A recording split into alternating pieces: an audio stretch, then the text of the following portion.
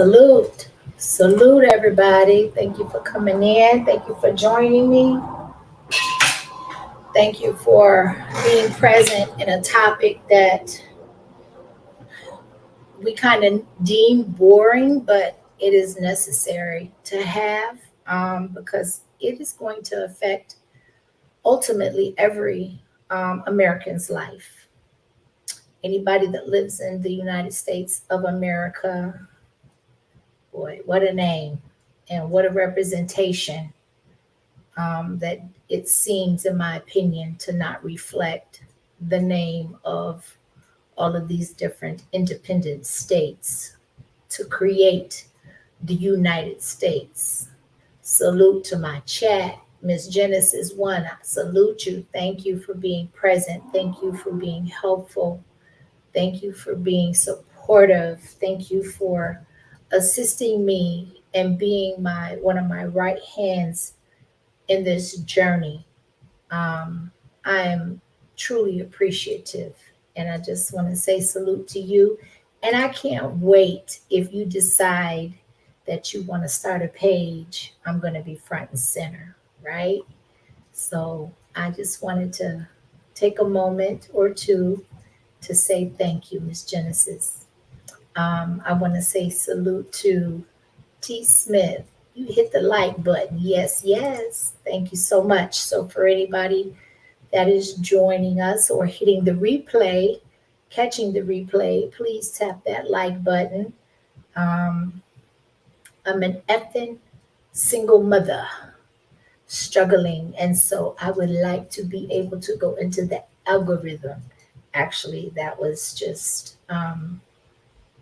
kind of mimicking what's in this sector. Doesn't necessarily apply to me, but I thought it was appropriate for the moment. Thank you for coming in, Miss Strawberry Shortcake. Thank you for joining us today. I appreciate your presence. Peace and blessings to my chat. Good day to you, Mr. Odidum Speaks. Thank you for coming in and joining us on a conversation that really kind of needs to be had, right? So thank you. I appreciate you. And Mr. Mel W., salute to you as well. Thank you for joining. Thank you for coming on in and being a part of the conversation. Anybody that knows me knows that I am interactive and I'm not just here to give a word. I am here for different perspectives, for different vantage points, for constructive critique. I am open for all of that. I never profess to know it all. Just like most of the content creators on this app, we use other sources to help validate the truth as we know it, right? So, with that being said, I want to I usually don't prolong the stream, so I'm not going to do it too much.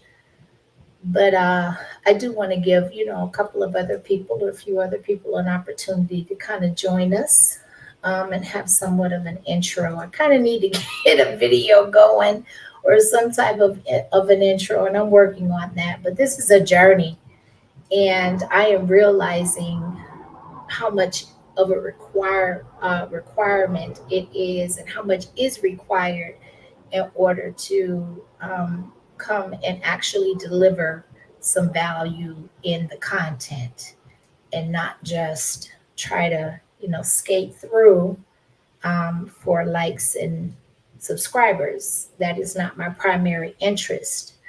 I would be amiss if I said that it wasn't important, but it's not as important as the engagement and impacting that one person that it may, resonate, my message may resonate with. So definitely thank you for coming in on the conversation. Thank you for joining. And we're going to talk about a subject that is, I only speak on things that I'm passionate about, right? Excuse me, I got the belchies over here. So life happens even when we online. Hello, peace and blessings. So, um, you know, when it comes to this migrant situation, I've been watching it as closely as I can, integrating it into my schedule of availability in real life. And what I'm seeing is a mixture of events, it's a mixture of feelings, it's a mixture of perspective, because there's so many different vantage points to this particular topic that I'm definitely not going to be able to cover them all. So I try to be very strategic on giving a timeline on how we got here, not just where we are and a possibility of where we go from here, but how did we get here and what was the desired outcome by the people that pretty much control the narrative, right?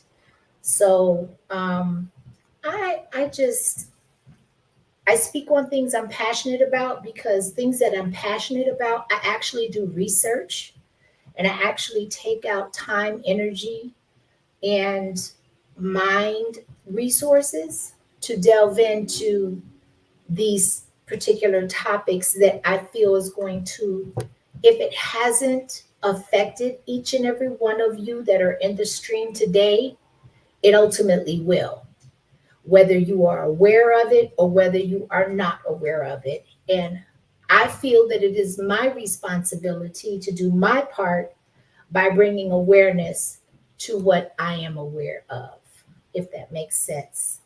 All right. So thank y'all for coming on in. I want to greet my chat, if it's okay with everybody on the replay.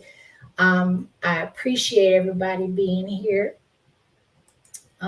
So I think I greeted, yes, Miss Strawberry Shortcake and Oliver Green Apartments. Salute and greetings to you. Thank you so much for joining us live.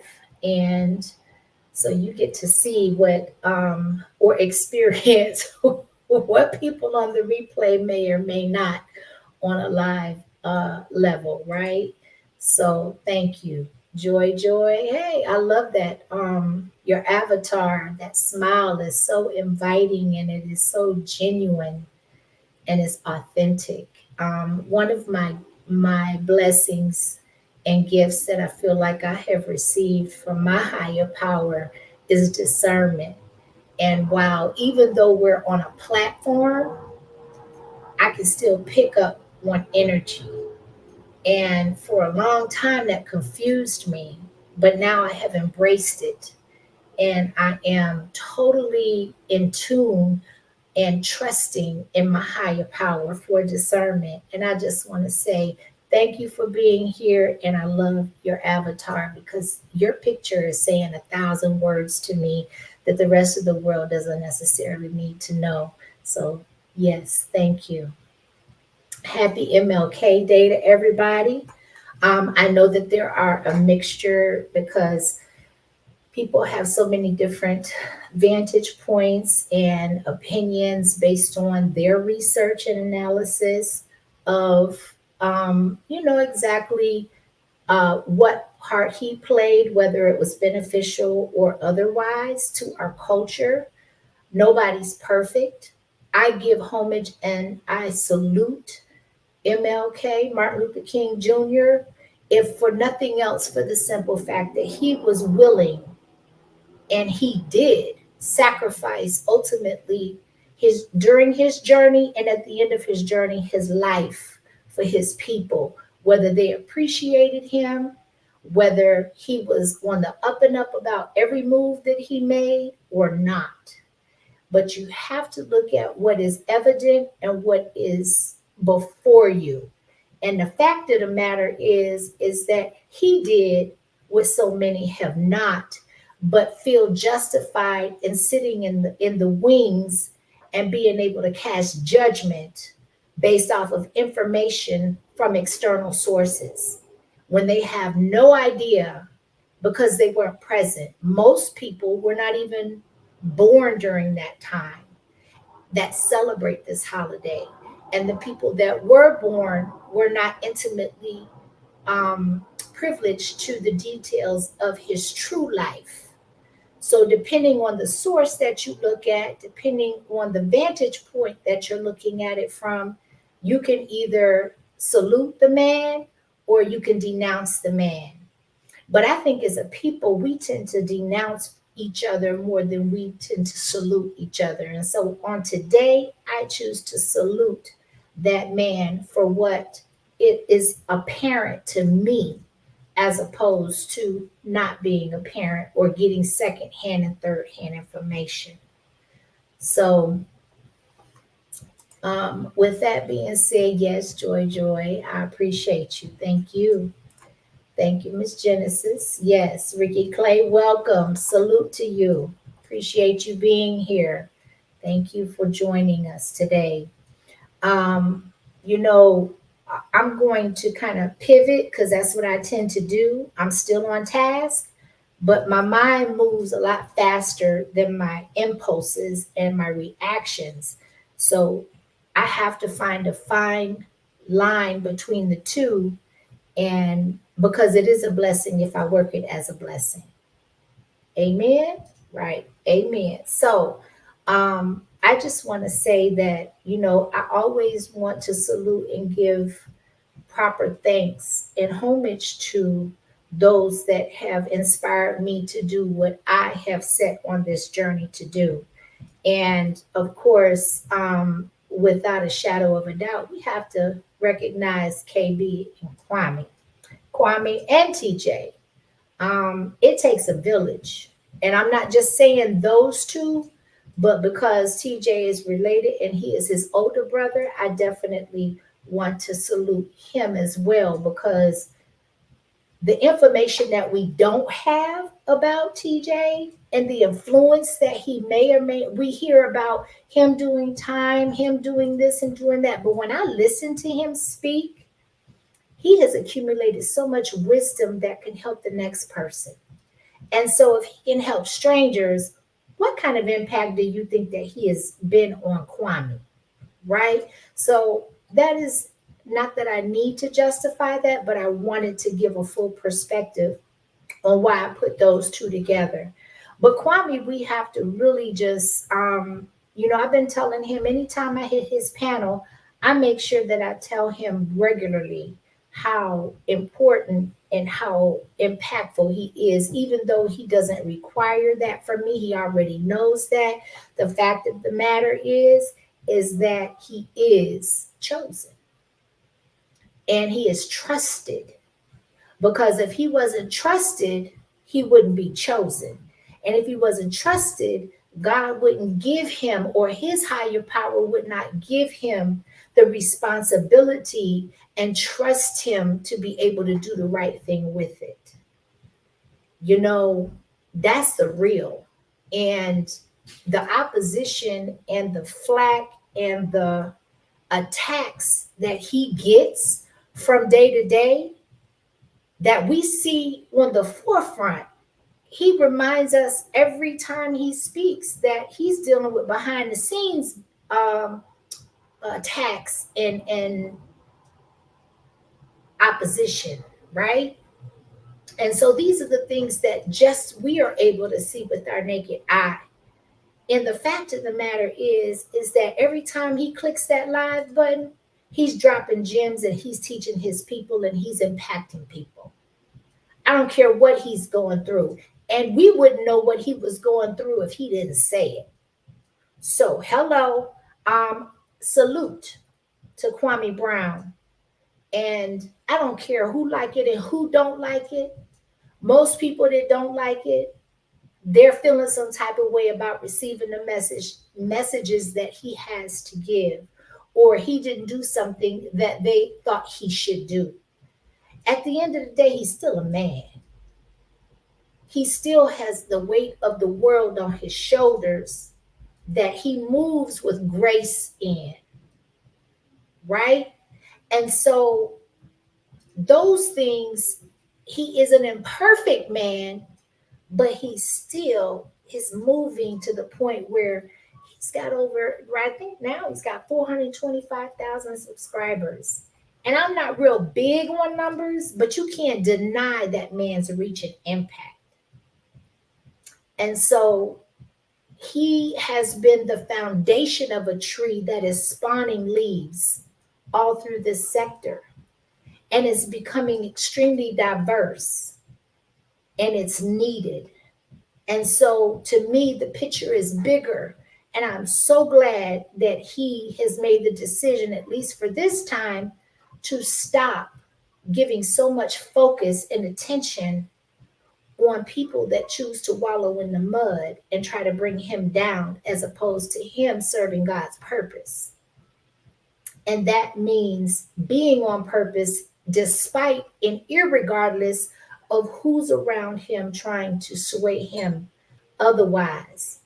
The enemy doesn't focus on people that don't pay, that don't have impact, or that don't have a reach to impact and influence other people far and wide. And so YouTube is a tool that he has chose to utilize at this point in his life, and it reaches worldwide. It is international, right? So I just, not to make it long-winded, not to get too off topic, but I wanted to elaborate the point because you have to acknowledge the foundation and the beginnings of something in order to know where you're going. Amen. And so with that being said, salute to everybody coming in. JMC, appreciate you being here. Thank you so much for your presence. And as people come in, we just gonna kind of go with the flow on everything. Hold on one moment. There we go. Mel W says, you see the impact of KB when all these people are running around making live feeds or running YouTube shows. Trust and believe KB is the reason SAS and SS and others run to YouTube now. You preaching. That's a whole word. That is a whole word. And I don't care what anybody has to say about it, the facts and evidence, it proves itself. It stands on its own. The truth needs no justification. And that's what it is, right? So, amen. Thank you for that comment, Mel W. That you be right on point. Y'all subscribe to Mel W if you haven't already. This brother is full of impactful and relevant information, and he has a way of articulating that to make you a critical thinker if you're not already one. And his description is his link is in the description box, along with many others, including Kwame Brown. You got Bolo, you got Double Speaks, you got TJ, you got Garrett Chavez, you have Selena, Earth Day. There's many, and if I forgot you, charge it to my head and not my heart. Okay, so yes. With that being said, we're gonna go ahead with the content. Y'all give me just a moment. I got to get myself together. Just give me just like, I know you've been patient. I apologize for being late. I acknowledge that sometimes things don't work out the way that you intend them to or that I intend them to. But if you can just grace me with about 20 seconds, I would be so grateful. Thank you so much.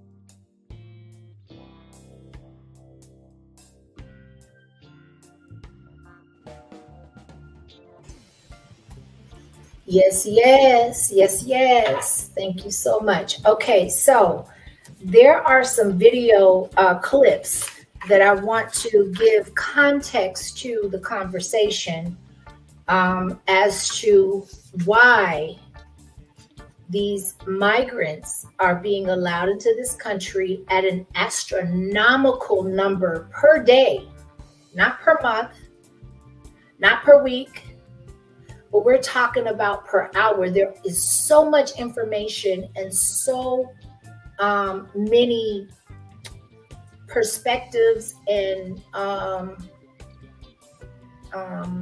pardon me if I struggle for my words from time to time. It happens. This is real life. Hello. Just different context of what has accumulated such an issue, in my opinion, of how bad things are just because we may or may not live in sanctuary cities.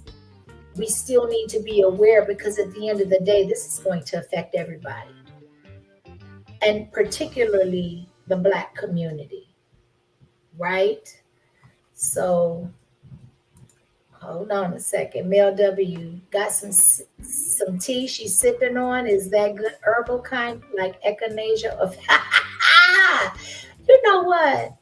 Look, I'm not the only one with some discernment because you definitely are picking up on something. I am definitely dealing with a herbal tea, a herbal concoction. I am into herbs, so definitely. And one thing about me is that I don't go live just to put out content. I go live when I'm moved. I have to be in a right frame of mind because whatever I put on the internet will be on the internet from here on out.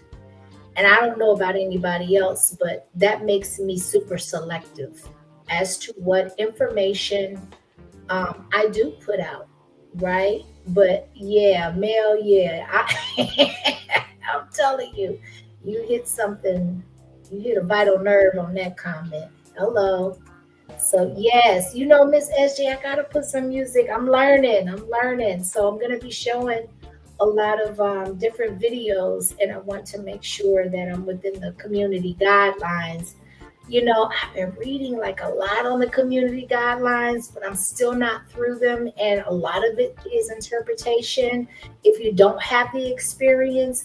But I refuse to go into anything blind and have to learn strictly off experience, especially if you have a tutorial or if you have a guideline that is letting you know, yo, this is going to get you put here, this is going to get you here. No, I want to learn from other people's experience. I know Bolo has said that a couple of times, and that resonates loud with me. I've lived enough life to where I'm going to watch what happens to you when you make that decision before I decide to make that decision. So I want to see what the outcome of the majority is before I make my decision on some things. Discernment does not operate exactly that way. However, like I've said from day one, don't put me in a box because my mind moves a mile a minute or two, depending on the time of day and what I got going on, and everything else has to catch up. So I've had to learn how to balance that and be okay with it with my actions, right? So, yes. Mr. Odom Speak said KB is one of the, if not the most important pop culture influencers in the Black community. Facts. Those are facts. Absolutely. And I think that's what makes a lot of people mad. It makes them angry because they're not in the tribe or they're not in the infrastructure or they're not welcomed. And they're feeling some type of way about it. And so they pick and choose how they're going to catch his attention. And if positivity isn't doing it, then, they feel like they got to get down in the gutter to do it. They got to lie. They got to, steal. They got to be dishonest, play the flagging game, fly drones over his house, whatever the case may be. All you have to do, or one of the things that you can do to identify somebody that has a reach far and wide and that is impactful, is look at the war that they're in. Look at the opposition. Look at the attacks. And I don't know, everybody, the average person couldn't deal with what he deals with on a day-to-day basis. That's what I mean by when I say that God trusts him, because he has been on this journey that has brought him to this place to where he can withstand the attacks and the judgment and the lies and the, man, you're swatting flies and you can't focus on what's in front of you. And that's just, in my opinion and in my analogy, that was the first thing that came to my vision. I'm not calling nobody flies. I'm just saying that's the thought and the image that came to my head. And so I spoke on it, right? So with that being said, we're going to go ahead and go to the first video. I would like I want to give a timeline as much as I can, but I had to pick and choose which representations define that timeline. So the first video is going to actually give you a synopsis of the beginnings of the migrant situation and how it came to be possibly to this point. So give me a moment. I want to share my screen and then we're going to go from there.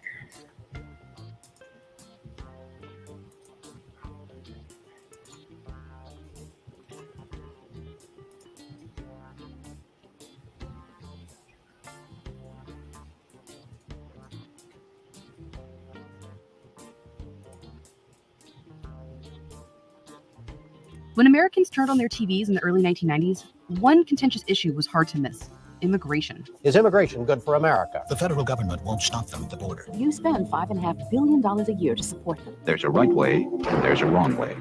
At the time, there were around 5 million undocumented immigrants in the U.S., and most Americans saw immigrants as a burden on the country, taking jobs, housing, and healthcare, and thought immigration as a whole should be decreased. Our country is invaded by immigrants who are like cancer cells. That same year, Republicans ran on a tough on immigration platform and took control of Congress. Democrats were pushed to adopt tough positions on immigration, too. We are a nation of immigrants, but we are also a nation of laws. In 1996, President Bill Clinton signed a major piece of legislation, the Illegal Immigration Reform and Immigrant Responsibility Act, or IRA-IRA. Its goal was to decrease the number of undocumented immigrants. It did the opposite. Before the 1990s, undocumented immigration into the U.S. looked very different. For one, it was usually temporary. People used to go back and forth across the border. They would go north and, for the harvest, and they would earn some money, and they would go back to Mexico.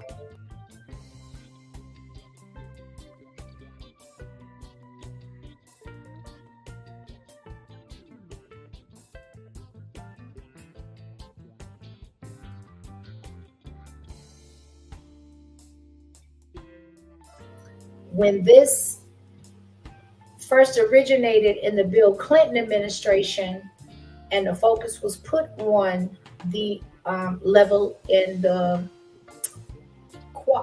quantity of migrants that were allowed into this country, he wanted to hone in on a few things, right? So that had to mean that there had to be an issue for it to make it to the president's chambers. Right. So there was a lot that was involved in that. And with that, we have to keep in mind that, in my opinion, it is just me speaking as a Kimmy, that presidents are not elected, but selected. And if you know, you know. If not, do some research. But that is definitely a perspective that I think we've been lied to on, right? So with the immigrants coming in, it had to be one of the front lines of priorities for resources. What value would they bring as opposed to the resources that they would be absorbing, and what would be the outcome, right?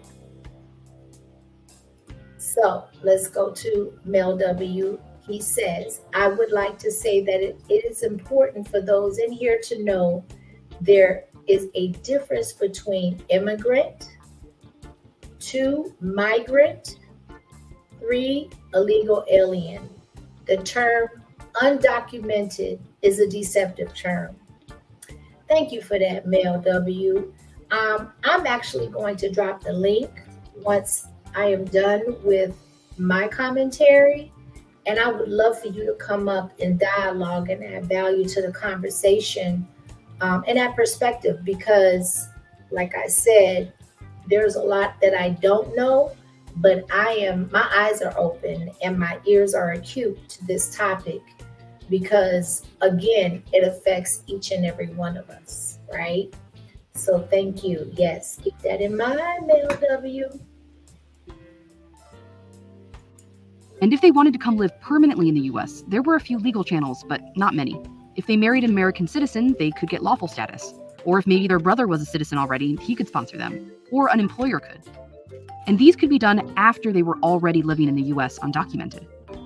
Before 1996, the threat of deportation was relatively low. People were commonly deported for committing a crime, and it was mostly limited to major crimes like murder or trafficking. But Ira, to get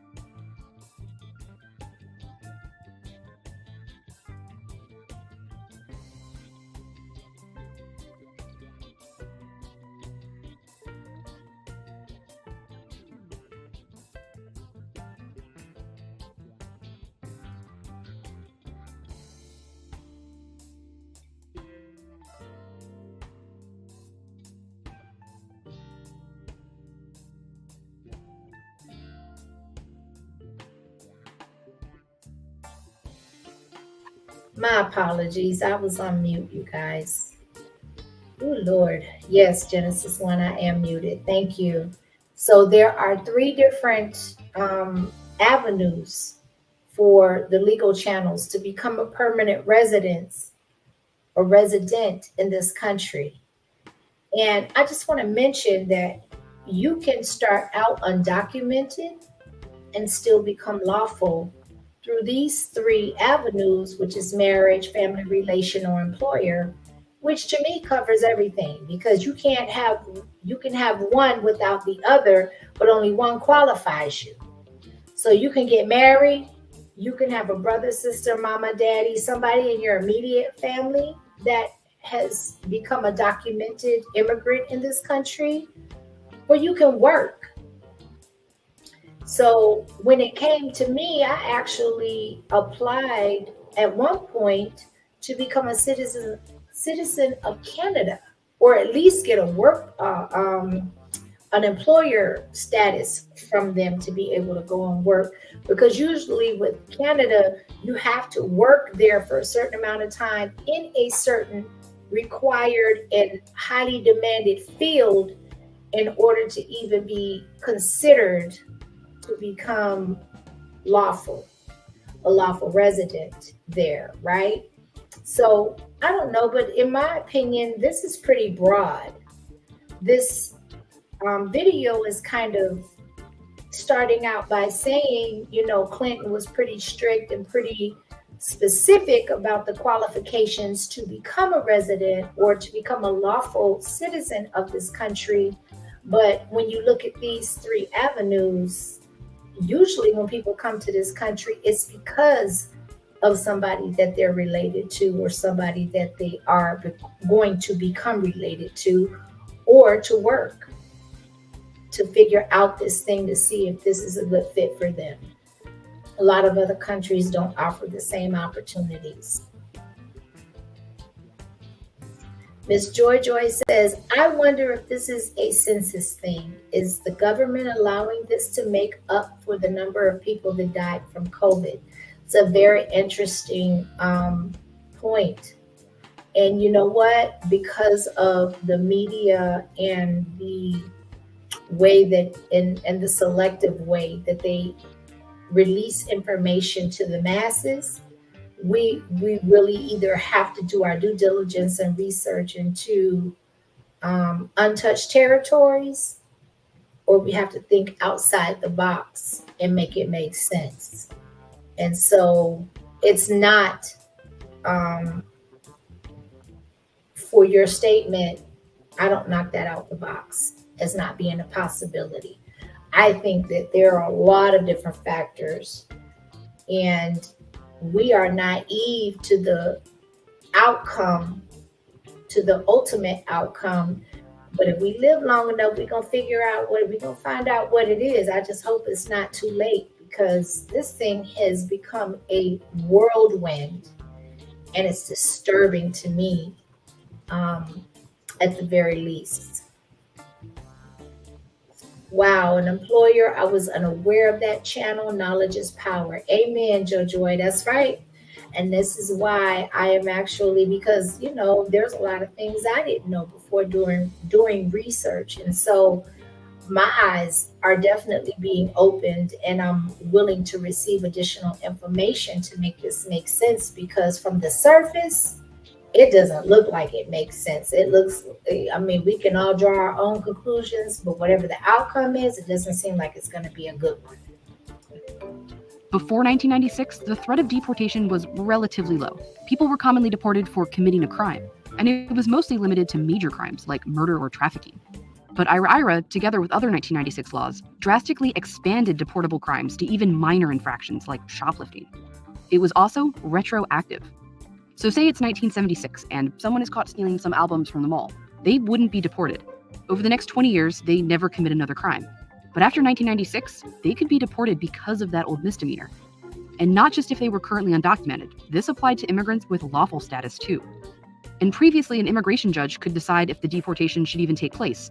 Now things were a little more automatic. Ignoring the fact that those deportations would be extremely harmful to U.S. citizen children or to spouses. Deportations skyrocketed, and IRA created the framework for future laws that further expanded reasons people could be deported, especially after 9/11. But IRA also made another huge fundamental change in the U.S. immigration system. One of the aspects of the 1996 law that is particularly strict and I think in many respects inhumane is the so-called 3 and 10-year bars. Those 3 and 10-year bars made these legal pathways nearly impossible to obtain. They work like this. Anyone who's been undocumented in the U.S. for 6 months and wants to gain legal status first has to leave the country and be barred from returning for 3 years. If they've been undocumented for more than a year, they're barred for 10 years.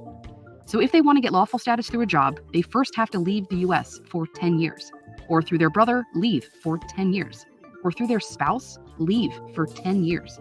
It's family separation by another name. The bars were intended to try to essentially create punishments that were so severe to deter people essentially from coming here. But as we've seen with many other deterrence-based policies, the practical effect is very different.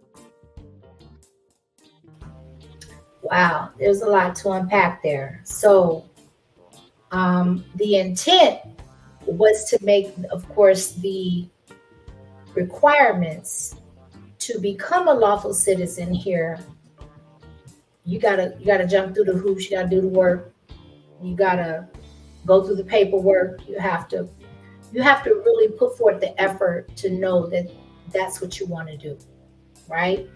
That it's worth to you the ultimate outcome, to do the work, to make the sacrifices, to be separated from your families and your loved ones in order to set the stage, in order to bring them here into this country, right? So let's pivot to Genesis 1 comment. Facts. Canada is looking for skilled workers. Our population growth is nearly stopped on 33.3 million people here. So Genesis 1, you are in Canada. Can you can you let me know if you are located in Canada? Wow. You just never know who you have in your circle and in your tribe, right? That is good to know. Yes, amen. Okay, thank you for that. So it really gives credence to my journey, my personal journey on actually at one point being interested in relocating to Canada for me and my family. And so I remember, especially because this is around COVID. So I remember particularly around then, if I'm not mistaken, they really kind of enforced, if not tightened, the requirements, because I think a lot of people in this country were looking to move. And so Canada was definitely one of the top options for people to relocate and have quality of life. Most of the country is undeveloped. Nobody wants to live in the frozen north. 6.5 months of the year. That sounds like Alaska. But you know, all you have to do to make sense, rhyme or reason of the situation is to look at the statistics surrounding it, right? And so that's telling. That's telling. When it talks about the laws that broke U.S. immigration, we are getting ready to see how that this Bill Clinton plan, or that plan during his administration, actually backfired. Instead, it incentivized people to stay in the U.S. undocumented. Before IRA, Mexican immigrants who came to the U.S. unlawfully were about 50% likely to return to Mexico within a year. But after 1996, more people started staying in the U.S. There were around 5 million undocumented immigrants living at the U.S. before IRA. Today, it's at least double that. And we are somehow surprised by this outcome. This is of our own doing. Laws like IRA shaped the way the U.S. focuses on immigration enforcement as a deterrent. But really, it proved that stronger enforcement doesn't actually stop undocumented immigration. These laws or the politics of the 90s didn't really change the reasons why people come to the United States. Today, views on immigrants are very different than they were in the 1990s. Most Americans now see them as a strength, not a burden. But the laws created here haven't changed. Requirements and standards that were created decades ago that aren't responsive to our needs as a nation, they certainly aren't responsive to the needs of immigrant population. The idea that if we only had more guns, if we only built a higher wall, that we'd solve all the problems, I think we learned from 96 that's not the way it works. It's not that simple. So what it did, instead of requiring stricter requirements for you to become a lawful citizen, as well as bringing loved ones, family, immediate family, people that qualify into this country to do the same, because of the structure of the laws, it actually kind of got the outcome that they weren't expecting, where people were actually staying in this country. Because if you think about it, undocumented immigrants that statement or that title in itself means everything. It says everything. Undocumented means we don't know you're here. We don't know who you are. We don't know anything about where you came from. We don't know your history. We don't know your propensities. We don't know your record from your Aboriginal place of residence. And so usually people are trying to relocate for several different reasons. One of those reasons could be they're coming to escape from something. So one of the issues that I'm having is that we have so many migrants and illegals coming in from other countries that are not being documented, they're not being monitored, they're not being recorded, they are just here, and they are utilizing the United States of America's tax money, particularly the sanctuary states, and their budgets. They're exhausting their budgets, and they're exhausting their resources and land, and they're making the citizens second priority. When I want to know, what value are these people bringing as a whole, not individually, but as a whole? So that in itself presents probably a good 20 questions, potential questions that can be asked. But this is very telling because you have to remember something. By the time the masses gain information, we're about 40 years behind. So whatever went on in the Clinton administration, in my personal opinion, that started, if not before then, because that's when the information actually started to be available to the masses, whether we were able to access it or not. The fact of the matter is that it was already implemented and put into play. They're not going to do anything or make any moves that they feel that they don't have the upper hand on by a milestone, right? So yes, this is for educational and entertainment purposes only. And I am speaking from my personal opinion, from my personal experience, my journey, and my research. And this is strictly in my opinion, and we are utilizing this information as fair use. So Mel W again says, one thing you guys, especially Black parents, have been distracted by politicized groups is the substantial impacts this has on educational funding. Mel, wait till I get to the video clips of the New York school system. You may be aware of the current status of that, but it blew my mind that as a country, we are putting this on the forefront, and the government is unapologetic, and the politicized venue is unapologetic about how they are receiving and accepting these immigrants. This has been straight mind-blowing for me. So I don't want to belabor the point. We're almost done with this particular video. Actually, we are done with this video. I just wanted to give context of kind of where we were made aware that this information originated and began.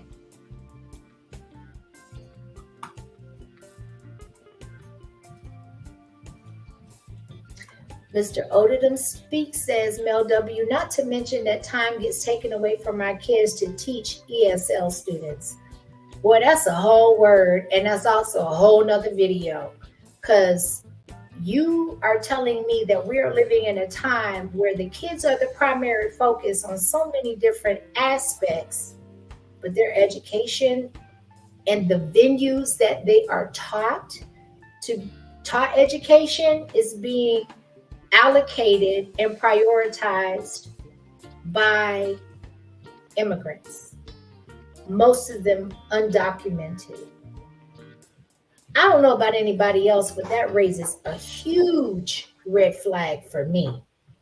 That was the reason that I actually really kind of honed in on this topic, because you're telling me that in one breath, the children are the most important, the future generation is the most important topic, politically speaking, because a lot of them use our children as political talking points in order to make it look favorable on their end. But here you are in sanctuary cities, in some of them, you are actually closing down the schools in order to house illegal and undocumented immigrants. And I'm just going to leave it there for the time being. So we're going to go to the next video.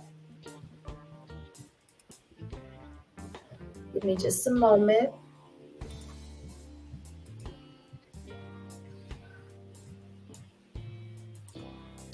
And this is talking about migrants. This is just giving a good perspective of where we are now as far as to the process of the migrants even getting here.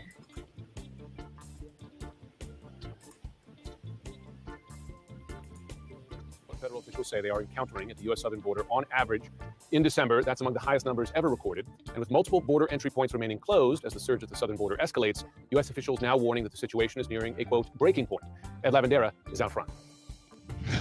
Apprehensions of migrants crossing the southern U.S. border are once again reaching record levels. A Department of Homeland Security official tells CNN the average fair use number of encounters in the last week is 9,600 per day. This rate of apprehensions has not been seen since earlier this year, in the days before the lifting of the COVID-era restriction known as Title 42. Republican Congressman Tony Gonzalez says the situation is spiraling out of control again. Border Patrol agents are doing everything they can to take care of the situation, but they are completely overwhelmed, completely just overwhelmed with the situation, and it's getting worse. This spot along the Rio Grande in Eagle Pass, Texas, is the focal point of the southern border migration crisis. Despite miles of razor wire, steel containers on the riverbank, and thousands of federal, state, and local authorities on the ground, thousands cross this spot every day. It's going up and up and up. Sheriff Tom Schmerber says a zero-tolerance immigration policy won't keep migrants from crossing the border illegally into the U.S., but he says the Biden administration needs to do more to get it under control. If you ask me personally, I feel like, in my opinion, we are beyond the point of control. This has been going on since Joe Biden took office. The executive order was signed almost immediately upon him taking office. And even though it's been amped up probably in the past 7 to 8 months or so, this has been, you think these other countries don't watch the news? Especially those seeking refuge from the country that they're currently in, right? So I'm trying to understand, how long has this been orchestrated or planned in order to be orchestrated? Because now we're at the point where you will see in another video that I'm going to show that you have over 10,000 migrants coming in per day. Yep, you heard me right. That's it, per day. I didn't say per month. I said per day. At my son's school, he has around 2,000 students. So I have a pretty good, I'm a pretty good judge of what that looks like. And you multiply that by 5 in sanctuary cities, and they're coming in, and that's what we're being told. That's not necessarily the truth, but what we are being told. Okay? So I'm trying to understand, where are these resources coming from? We have a homeless population that is out of control. We have people that are still making minimum wage, but it costs 3 times their minimum wage per month in order just to pay for a roof over your head. This subject goes super deep, and I'm looking at the chat, and there's so many different aspects you can look at this from which causes the rabbit hole to go much deeper. We're almost done with this video. Actually, let me see. Yeah, this was pretty much all I wanted to show on this particular video. So now we're going to go. Now, all of these videos are in the description. The links are in the description where you can go and you can watch the full videos on these sources. I encourage that if you are interested to do so, and if you're not interested, to do it anyway, because this is going to trickle down. And if you think that it's not going to affect you now, it definitely will affect you at some point. So you need to be equipped with the history, the origin, and the current state, and what's being done or not done to buffer the catastrophic effect that this is going to have, particularly on the Black community when it's all said and done. So now we're going to go to a video where it's going to expound on more specific information as to what these people are actually entitled to.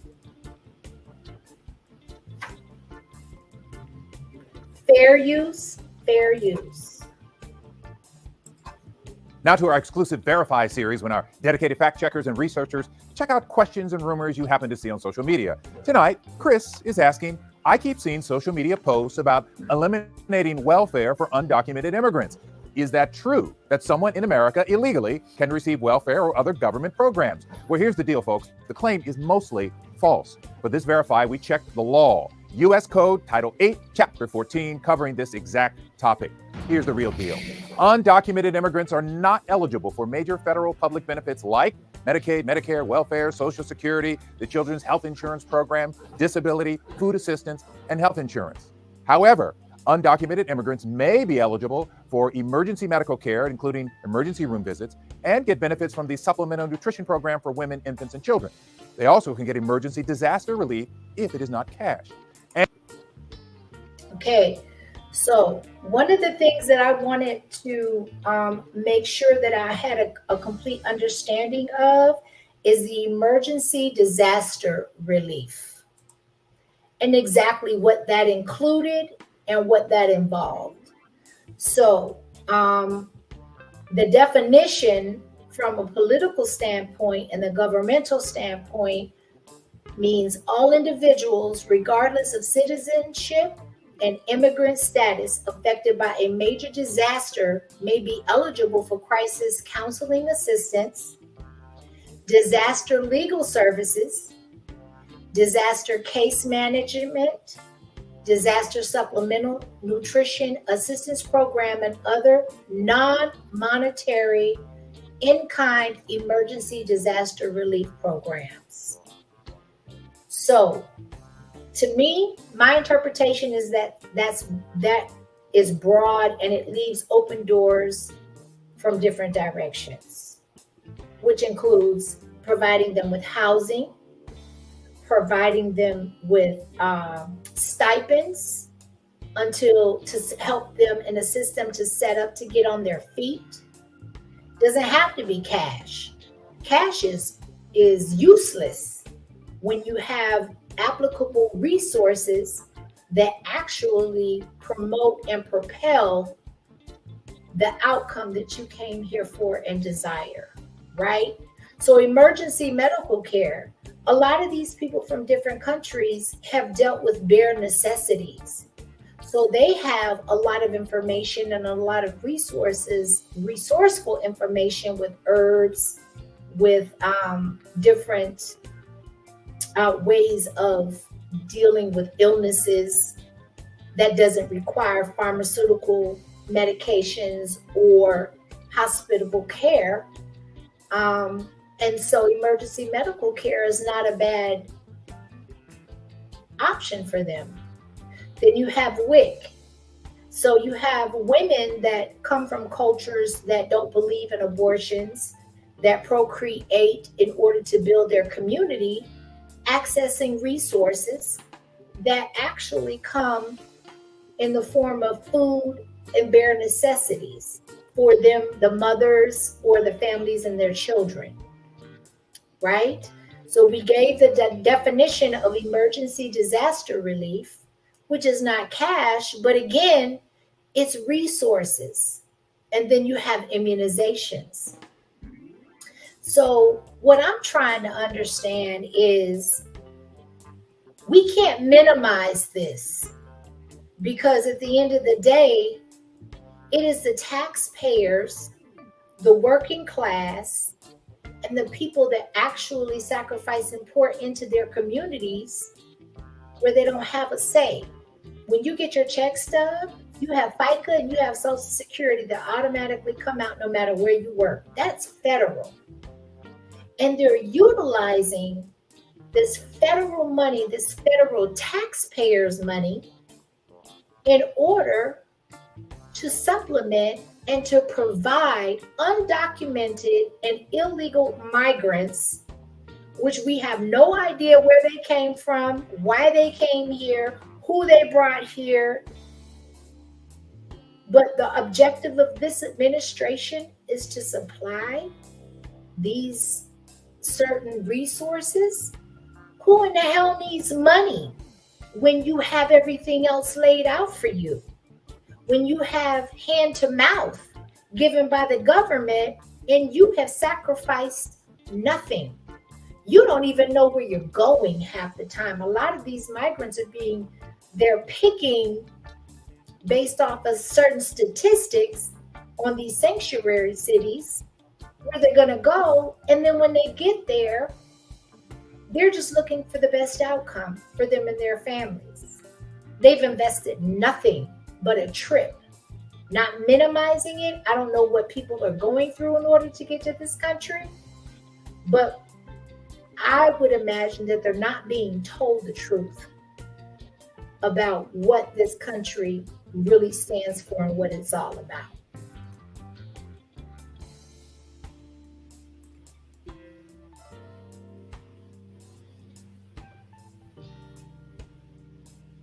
So I just wanted to basically, I guess I'll go ahead. This video is not long, so we got another few seconds. I'll just let it finish. And immunizations from public health departments. Also, undocumented children do have access to public education from Head Start all the way to high school. So we can verify it is false that undocumented immigrants are eligible for welfare. But as you see, they can get some emergency help, but nowhere near what U.S. citizens get. Have something you want us to verify? Send us an email. The address verify@khou.com.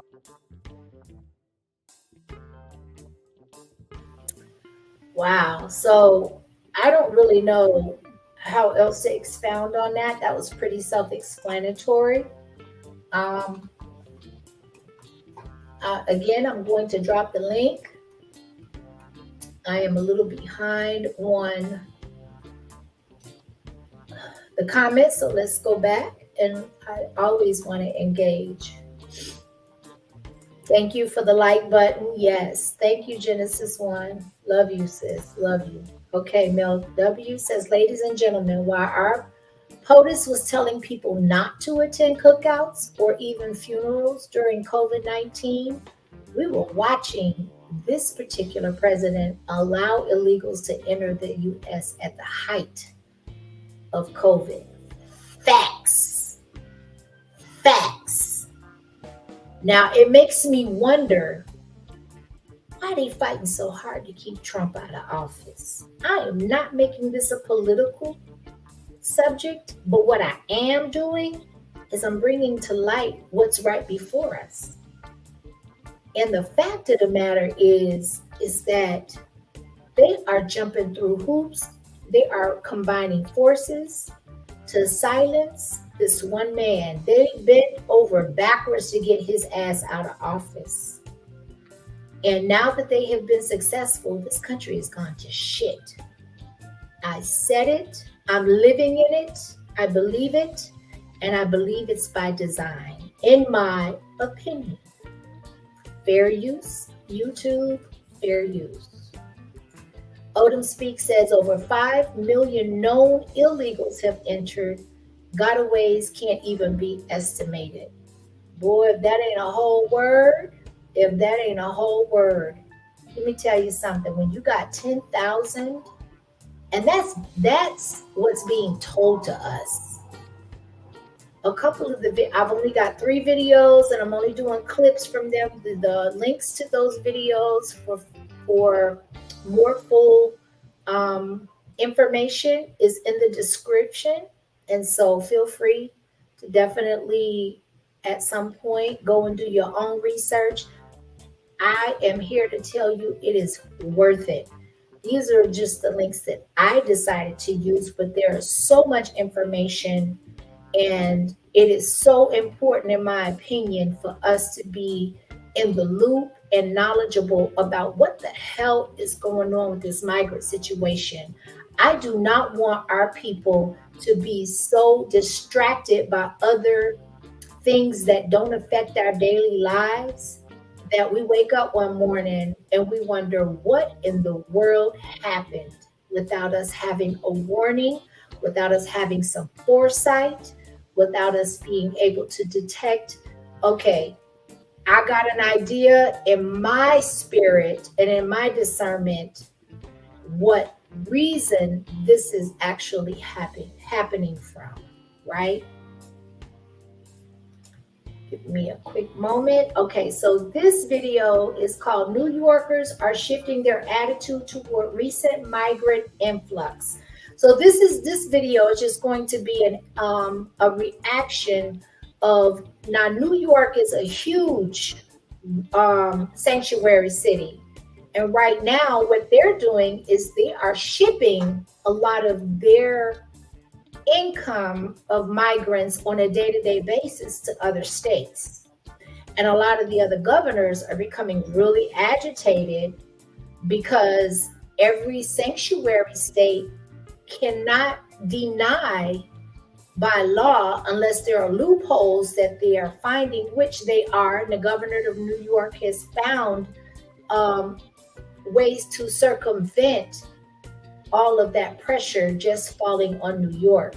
There are so many videos that are out by the scarcity of real estate, of people being able to just live in a cubicle for $3,000 to $5,000 a month when wages are not going up. But because the real estate market is the availability is so scarce, the landlords and the owners are actually getting away with charging insurmountable prices per month. You have a few organizations and resources out there that will assist you in lowering what you are responsible for a month, but it's really not a lot. Every little bit does help. I'm not minimizing that. But what I am saying as a whole, people are having to figure this thing out for themselves, which are why a lot of people are leaving the sanctuary states and they're filtering into other metropolitan cities and urban areas to avoid being snuffed out, so to speak, by migrants. So we're going to go ahead and start here. Demonstrators in New York City's Staten Island neighborhood are celebrating the blocking of a proposed migrant shelter in their neighborhood.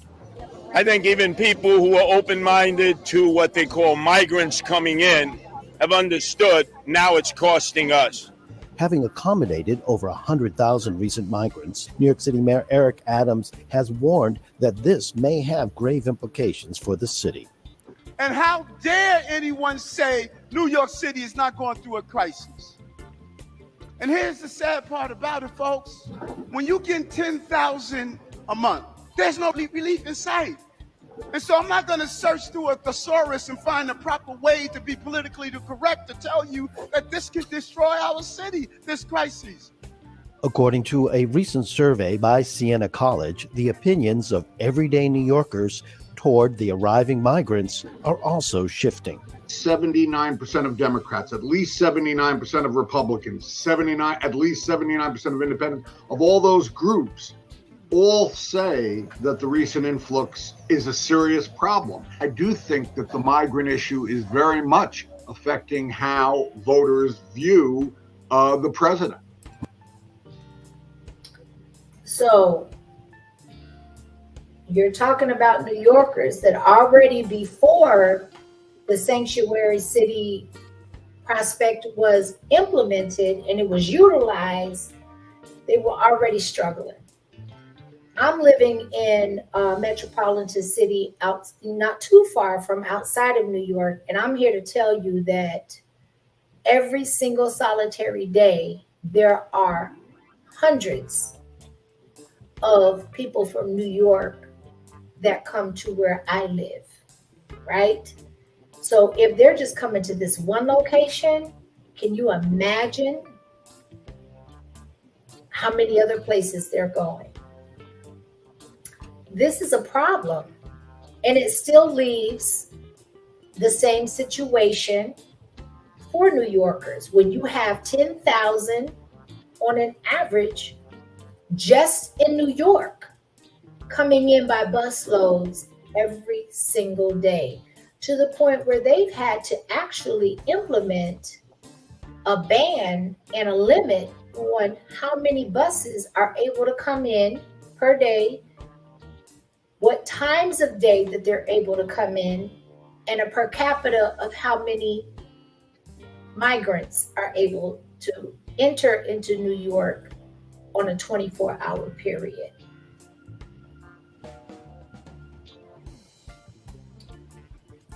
Okay, Miss Genesis 1 says all original source materials and content creators channel links can be found in the description box. Liza Jean, welcome. Thank you for coming in out of the bushes. Says, I've been listening. This has gone too far to turn back, in my opinion. I'm telling you, I'm on the borderline, but my spirit is always hopeful. And so even if it's too far to turn back, sis, I feel like it can be turned around for our good when it's all said and done. Because my higher power, the one I believe in, says that the first will be last and the last will be first. Right? Mayor Adams is lying and 100% disingenuous. I agree with that. In my opinion, to a large degree, no dispute there. However, I don't live in New York, and I don't have the sources to directly challenge or dispel what he's saying. So again, that's why I feel like our media sources, we have to go through discernment, and we have to select by research on what we actually absorb and what we digest, right?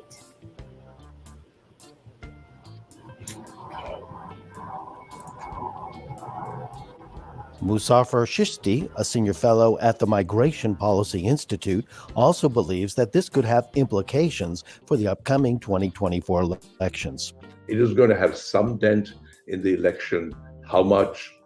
We don't know. We are still more than a year away from elections. It might subside by then, but I think it will have an impact. Mayor Adams has implemented several recent measures aimed at diminishing the attractiveness of New York City for prospective newcomers. However, for many migrants, the allure of the city's economy and migrant benefits remain compelling. Somebody recommended me to come in here because I can get the ID of the city, I can get the Medicaid, and I can have also a shelter where I can live. If you are a new immigrant, you are a newcomer, the best city to you to live is in New York.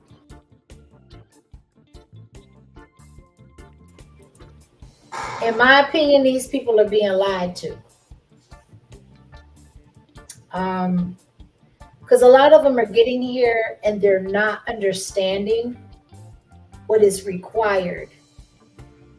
All they're looking at is tunnel vision, that the United States offers things that their country does not provide, and that they're sick of it, and that they want to seek refuge, right? So that's what I gained from that analogy in that clip. I don't want to belabor again the point. We want to go on to the next video, which I thought was extremely telling and disturbing and interesting, all in the same scope. And this one is talking about the New York schools being closed to house migrants.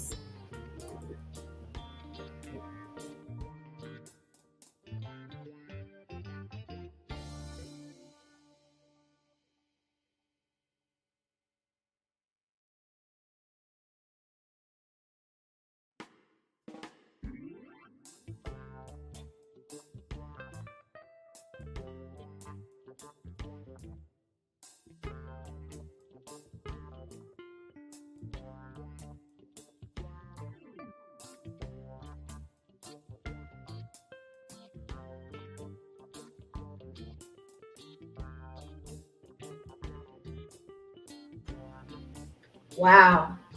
So they have closed down New York schools in order to house migrants, undocumented people, people that you don't know if they're in this country, under what standards, and our children get sent home.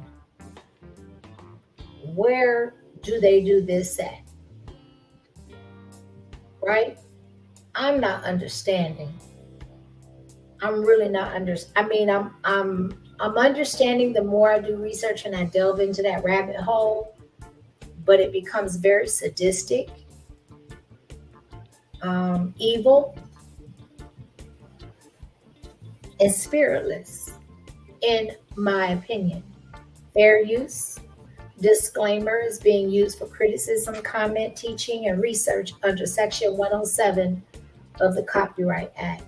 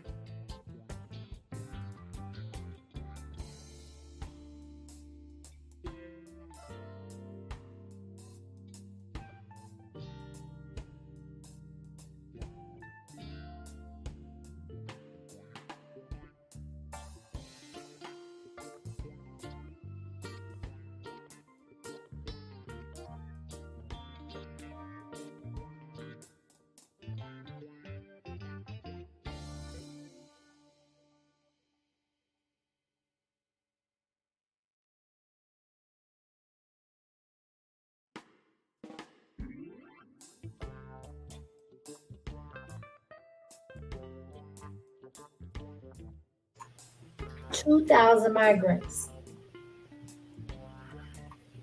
I don't even really know what to say, other than as a community, we have to stand up. We have to be vocal. We have to be willing to make sacrifices for our future generation. If we don't set our children up to be able to fight this battle, it's already won on their end, right? So I don't know. I'm always solution seeking and oriented, but God sits high and we sit low. And that's how I'm going to end that.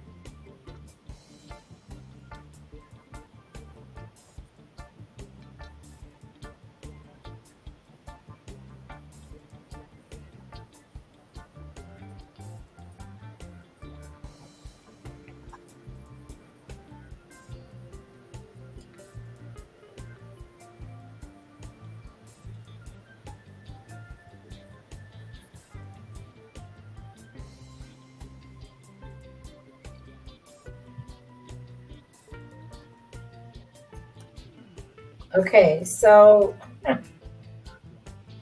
these people are going through metal detectors in our children's schools, but when our children's schools are in session, they're going through metal detectors. Make it make sense.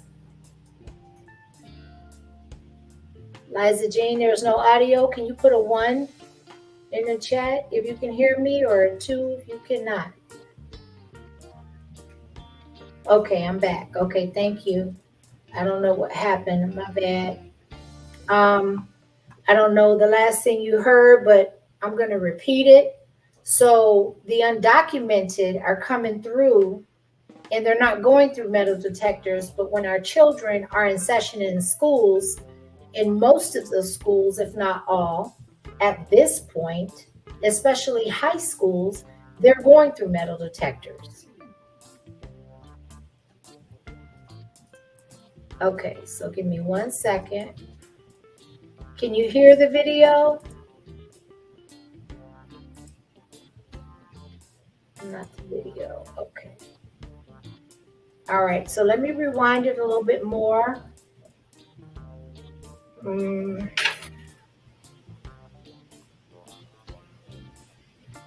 Hold on a second.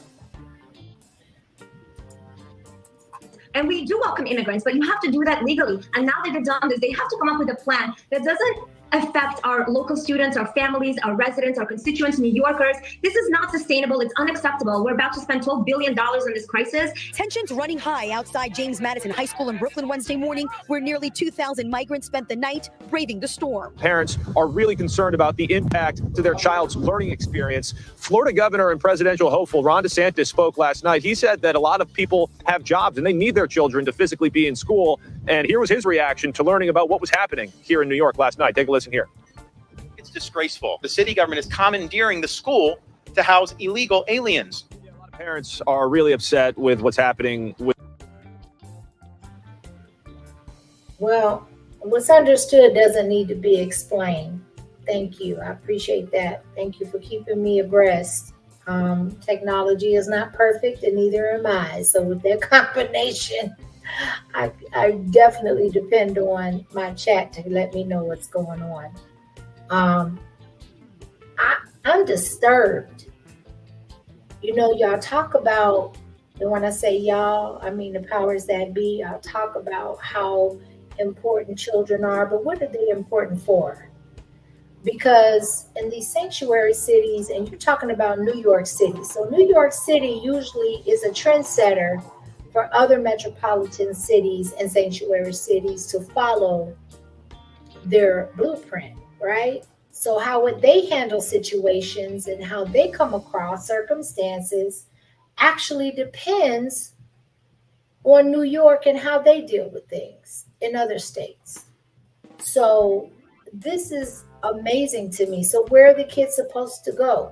The kids already suffered, in my opinion, through COVID, being at home, not being able to be inside of a classroom, having the access to sports, resources, programs, and such in order to learn properly.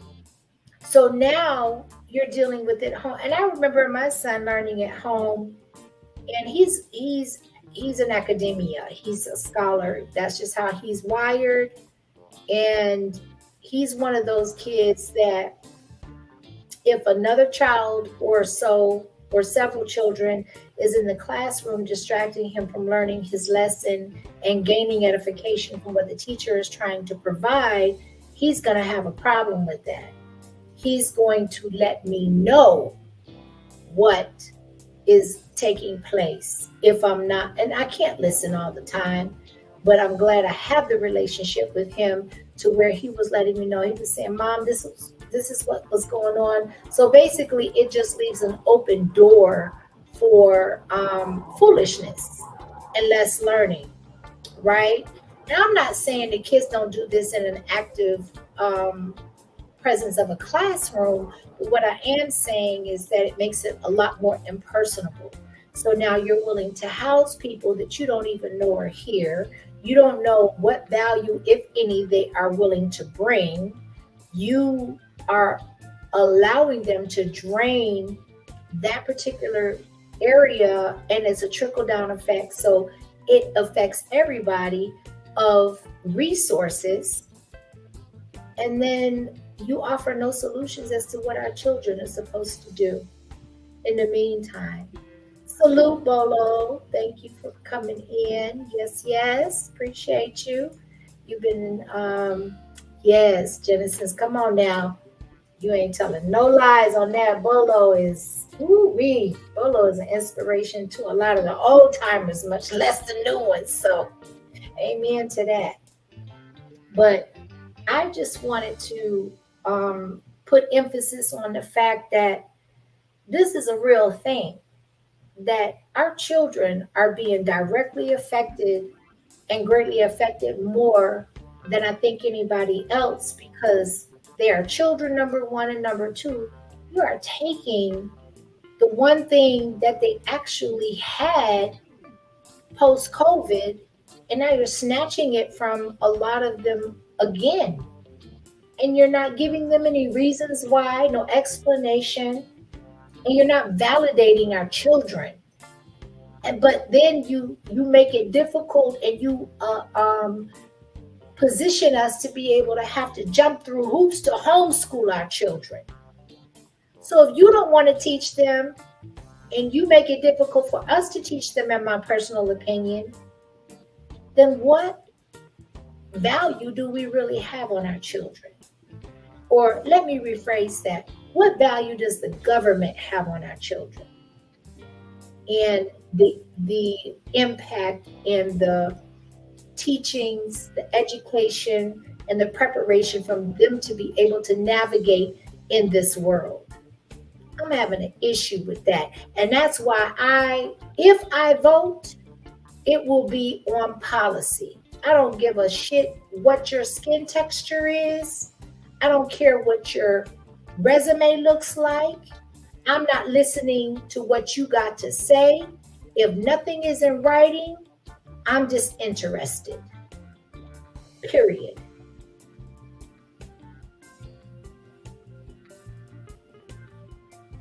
So, with that being said, we're going to move to the next video. And this is the last video, and this is about the U.S. border and how there is an effort, or a lack thereof, however you interpret it, to actually tighten down, because we're not just dealing with people. There are so many undocumented children, minor children, that are coming through the borders unsupervised. Where are these children going? Who is responsible for these children? I'm not just interested in children of our country, but when you are opening the borders and you have minor unaccompanied children coming in from other countries, somebody has to assume responsibility for them. Are we? Where are they going? Undocumented means just that. How convenient for all of these children and all of these families willing to sacrifice their children as test dummies to come into this country. Undocumented. If you know, you know. Greetings, peace and blessings to you, Baldhead Wayne in the house. Thank you for joining, everybody. Thank you for joining the chat and the stream. There's only one more clip that I'm going to show, and then I'm going to open up the panel for discussion after I take a quick bathroom break, if you guys will grace me with that. Been working out and drinking water all day, and it's definitely taking its toll. So we're going to go through one more clip, and then we'll be done with the video references. Fair use, YouTube, fair use.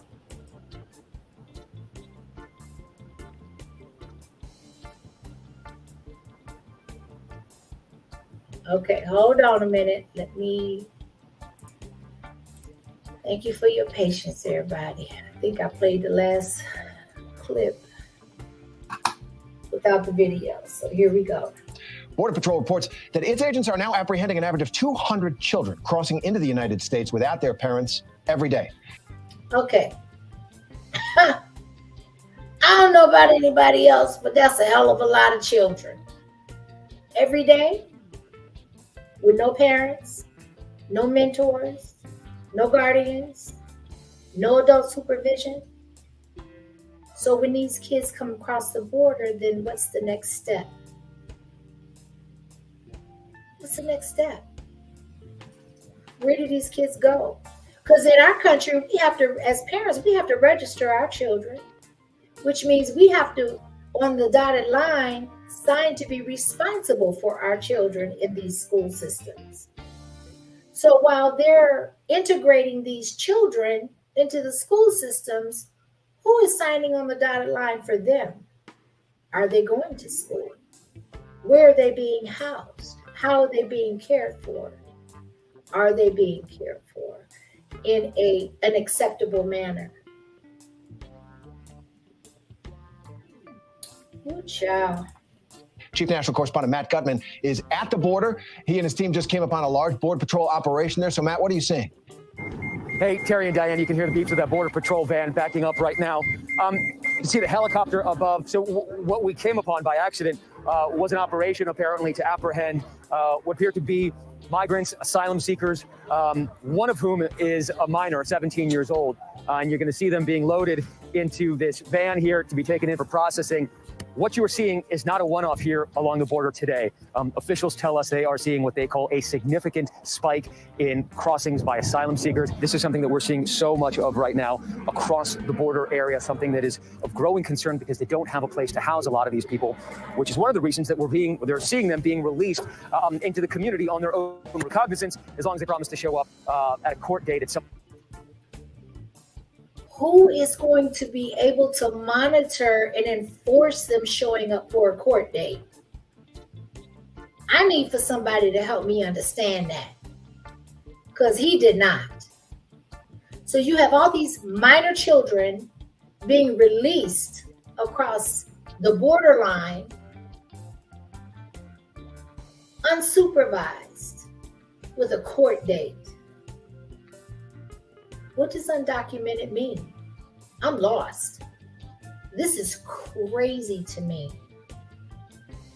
Which prompts the question that I put on the thumbnail. What is the outcome? What is the desired outcome?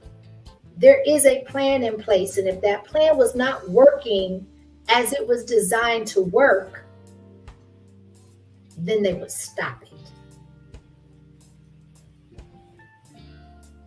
What's up is up. Oh, what's up is down, and what's down is up.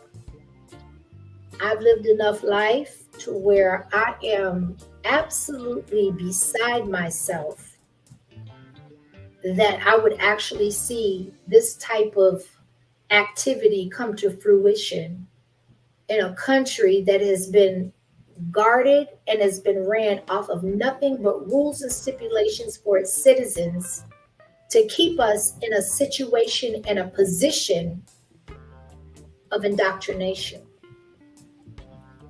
And that's my personal opinion. And with that, I am going to take a quick bathroom break, and then I'm going to come back and drop the link. And I would invite anybody to come up, and everybody, to expound on the conversation. I'm telling you, there has to be a point where each and every one of us have a question or a thought that should be expressed amongst the masses. So with that being said, just give me a moment. Thank you so much for your understanding.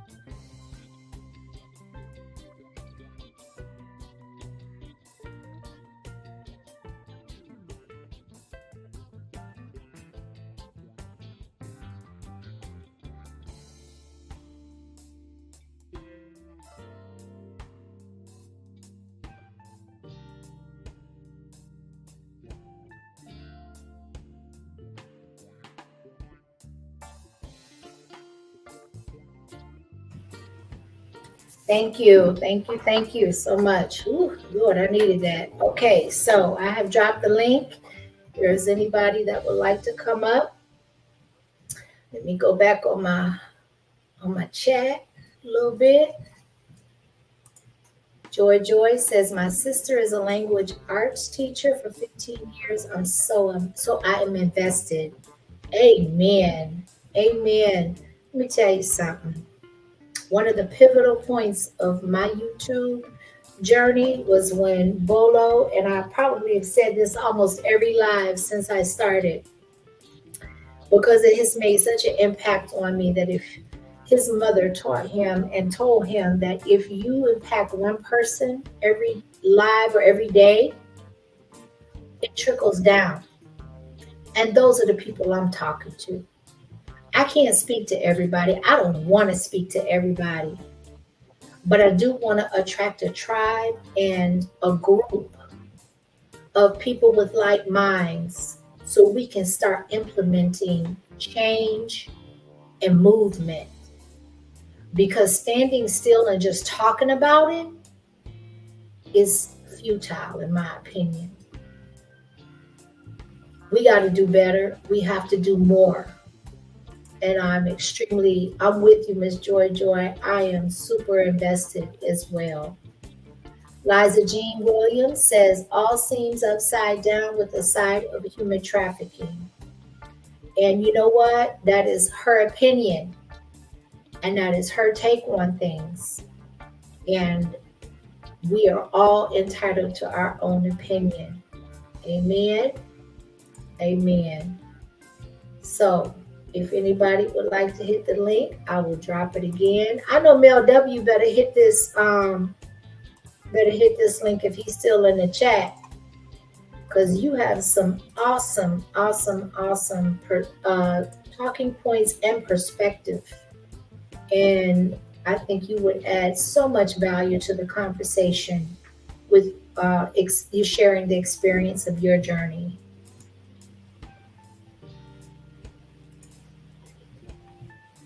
Anybody wants to hit the link? I know we don't have a lot in the chat. On the replay, we are discussing and talking about the migrant situation from kind of the inception or the ideology of how to deal with migrants, what laws and regulations they have to coming into this country, what stipulations they have to follow or had to follow. And in my opinion, those stipulations seem to have gone out of the window because the original laws and orders that were put into effect do not seem to have any weight or provide a barrier for what is going on now, which is really, in my opinion, leading me to believe that there is a desired different outcome than there was back in Bill Clinton's administration. So I'm going to wait a few more minutes. I'm not going to rush the process. People are really living real lives, and I know it's not always convenient to hit the link. I just feel in my spirit that it's worth waiting a few minutes for, and whatever is supposed to happen will happen. I hope and pray and claim that I have been able to provide some new information, enlightenment, and thought-provoking concepts to what's happening today, to bring us awareness and to broaden the scope of our thought process as to how things outside of us actually affect us in our day-to-day lives and how we get to that point to believing so. Right?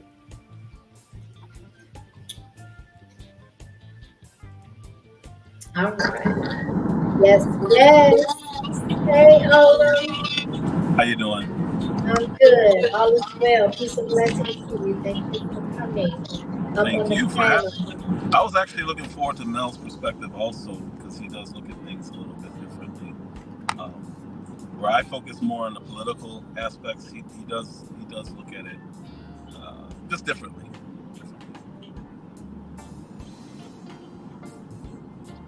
Okay, and me too. And he may still hit the link. You know, a lot of people are driving. It's around that time of the day where people are transporting themselves back to and fro. Um, Patience is definitely a virtue, and it can be a blessing if you have enough of it. And but I'm interested also to hear your perspective of whatever you have to contribute to the conversation, because I'm telling you, thing is widespread. You can come at it from any different angle or any particular angle, and it will be relevant. This I don't think people really understand how how this affects each and every one of us when it comes down, whether it's immediate or whether it's a trickle down effect. Personally, I don't feel like we're going to really know the true impact and how deep it goes, at least for another couple years. Well, I think we are seeing the impacts when we talk about, our kids reading at a fourth grade level, doing terrible at math in pretty much every major municipality. I think this is a huge part of it, because what I was typing in earlier was ESL students. If the teacher's bilingual and they're teaching the kids, we'll just say Spanish, they literally have to spend as much time interpreting to one kid who doesn't speak Spanish or not as well as with our kids who speak English, because they have to translate. And it doesn't matter if the teacher speaks both languages, they're still spending 50% of the time not teaching our kids something. And I think that's really, really had an impact on our kids. I agree with that. I lived on the West Coast for a long time, and there is a huge Hispanic population on the West Coast. And I have two sons that are aged, there's a big gap in their age, right? And so it's like raising two different generations. And with my oldest son, I literally saw, um, first of all, there was a huge difference in, or I will say that their rating on the West Coast is impacted largely by the Hispanic community or other than citizens community, because they don't get penalized, or they don't have enough consequences, in my opinion, to actually be promoted to go to school every day. So the dropout rate is very high. And like you said, there's enough distraction to where attention is being spent on children that are not, born and raised here, in the language, in the culture, and they take more time, resources, and energy and teachings than the children that are here. And that's, to me, parallels with the migrant situation. It's like, so you've got the migrants coming in, right? And our taxpayers' money. I don't know about anybody else, but I'm feeling some type of way about that, because I've been working and I've been having those deductions taken from my pay for over 30 years. And I don't get a say as to where that money goes. It can't be filtered into our own children, but it's going to be filtered into, not only is it going to be filtered into our children, I mean, to other people's children, other cultures, migrants that come from other countries, but then you turn around and our children gets neglected, and they suffer. And then you wonder why, you got the college tuition, which is just astronomical. And so without proper preparation, proper investments, proper allocations being made, now they have to rely on strictly scholarships, academic or sports. And there's a high price to pay for either one, right? And so now you complicated the situation for the citizens and the offspring of citizens that are tax-paying citizens in this country that contribute every paycheck into this government, but you get to say where this money goes. Absolutely. And if you really pay attention with schooling, is they've gotten rid of any kind of discipline. So, and oddly enough, or maybe it is on purpose, black kids do not get disciplined when we do something wrong. So we're allowed to skate through in elementary school. So I'm similar to you. I have a huge gap. My oldest daughter is going to be 30 this year, and my youngest is 5. And it's completely different. But in order to get all my kids through college, I have 3 older daughters and my son. We made it mandatory that they take up sport, at least one sport per year, and then they had to see it all the way through. And that's pretty much how we got them through, either academically or through athletics, to get through college. And we were blessed enough that we didn't really have to pay that much other than room and board. But back to the discipline point, if you have kids not allowed to be expelled, no matter what they do, you punch a teacher and you can't expel this kid. This kid is now sitting in the same classroom with our daughters and our sons who are trying to learn. That's more than a distraction. You're literally taking away an entire day just on that. Now the teacher may end up in the hospital. We've seen this happen. I think Kwame's talked about this a couple times, where teachers are getting literally physically battered and assaulted, and there's no disciplinary process. So we're going through school like this, and we're ending up with the low level education. And as far as immigration is concerned, they're already losing half their time depending on where you are. You were in California, or I think you said West Coast. I was in California for a while. Same situation. Your kids aren't getting the full education, and then when you add into that chaos and literal physical violence, how can our schools succeed? Thank you for sharing that. I have had a similar experience with my sons, and I'm here to tell you, I'm sure you and your significant other has probably been exhibiting the same as a team collectively. But for both of my sons, I've been a straight advocate for mine. I'm up in the business of the school. I'm in the classrooms. I'm in the teachers' faces. We emailing, whether they respond or they don't. If they don't respond, I'm going over their heads because I wanted to homeschool mine full time. However, he had some awkward social adaptability skills. And so I did not want him to become a total introvert. And he's a scholar as well as athletic. So he has a lot of value to offer whatever school he goes to. And he's super focused and disciplined. And I've been extremely blessed in that regard. But he still needs an advocate, and he still needs somebody to be his voice when he doesn't have the experience or the wherewithal to be his own.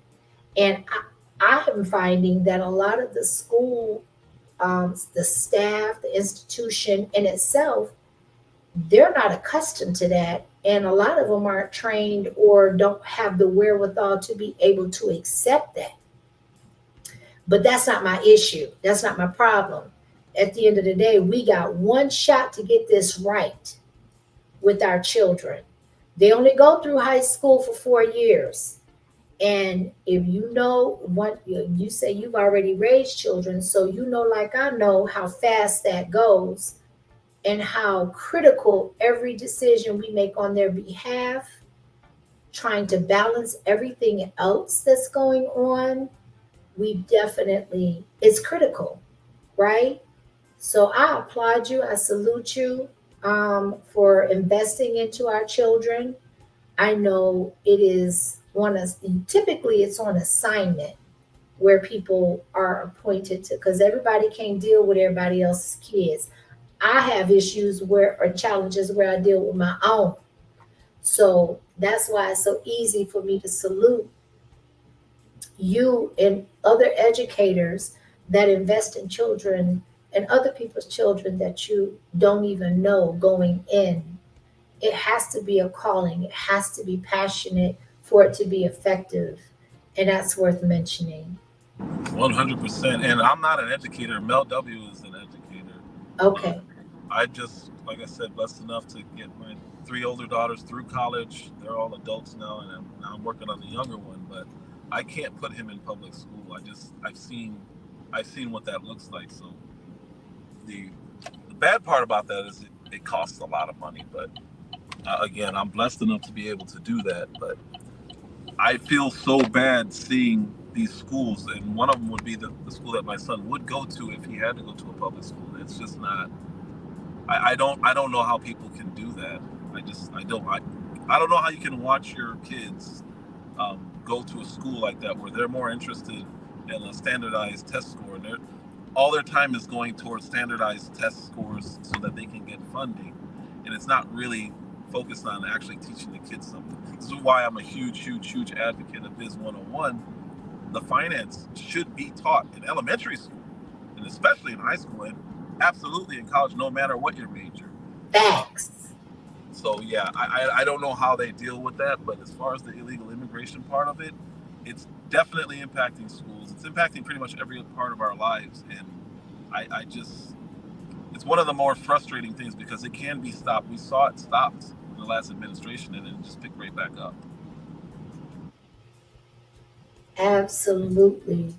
I am so with you on that thought, to the point where I want to even expound on that and say that, it's tough because the world that we live in, the culture and the environment that we live in my opinion, fair use YouTube, they're honing in on our children for the wrong reasons. They're not interested in developing our children. They're not interested in developing strong-minded children, capable children. I teach mine. I've been my youngest. I missed the boat with my oldest because I didn't know at that time. But since then, I have become aware of a lot and educated myself on a lot and invested in myself on a lot, to the point where not just my youngest, but my oldest, I have invested in them in the financial aspect as far as credit scores, teaching them on real estate. I've taken real estate classes, became certified as a real estate agent that I did not utilize, but I wanted the information in order to pass along. I just didn't want the responsibility.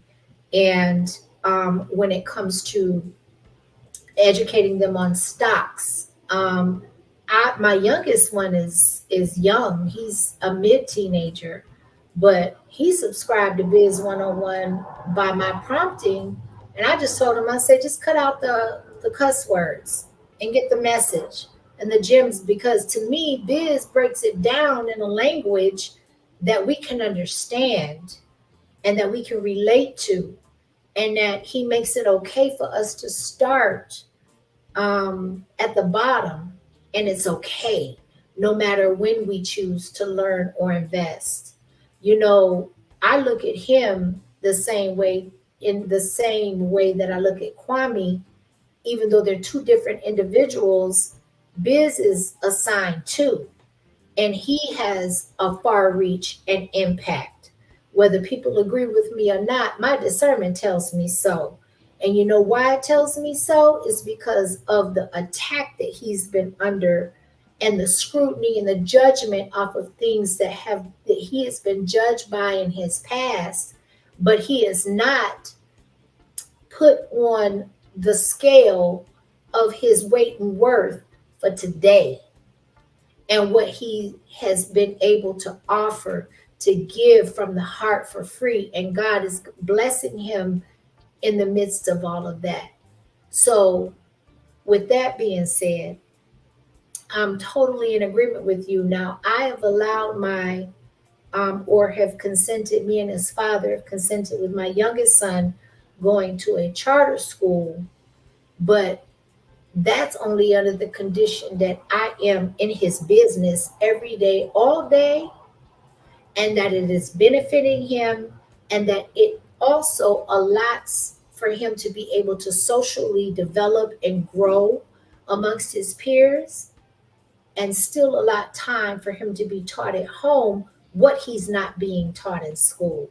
I have been blessed enough for him to be in a household to where he can get the full scope of an education, and hopefully with God's grace and mercy upon his life, he will do well, because that foundation, we have been obedient in setting the stage for him to be able to grow and mature and prosper no matter what this world throws at him. Because as we know, the black man is under attack.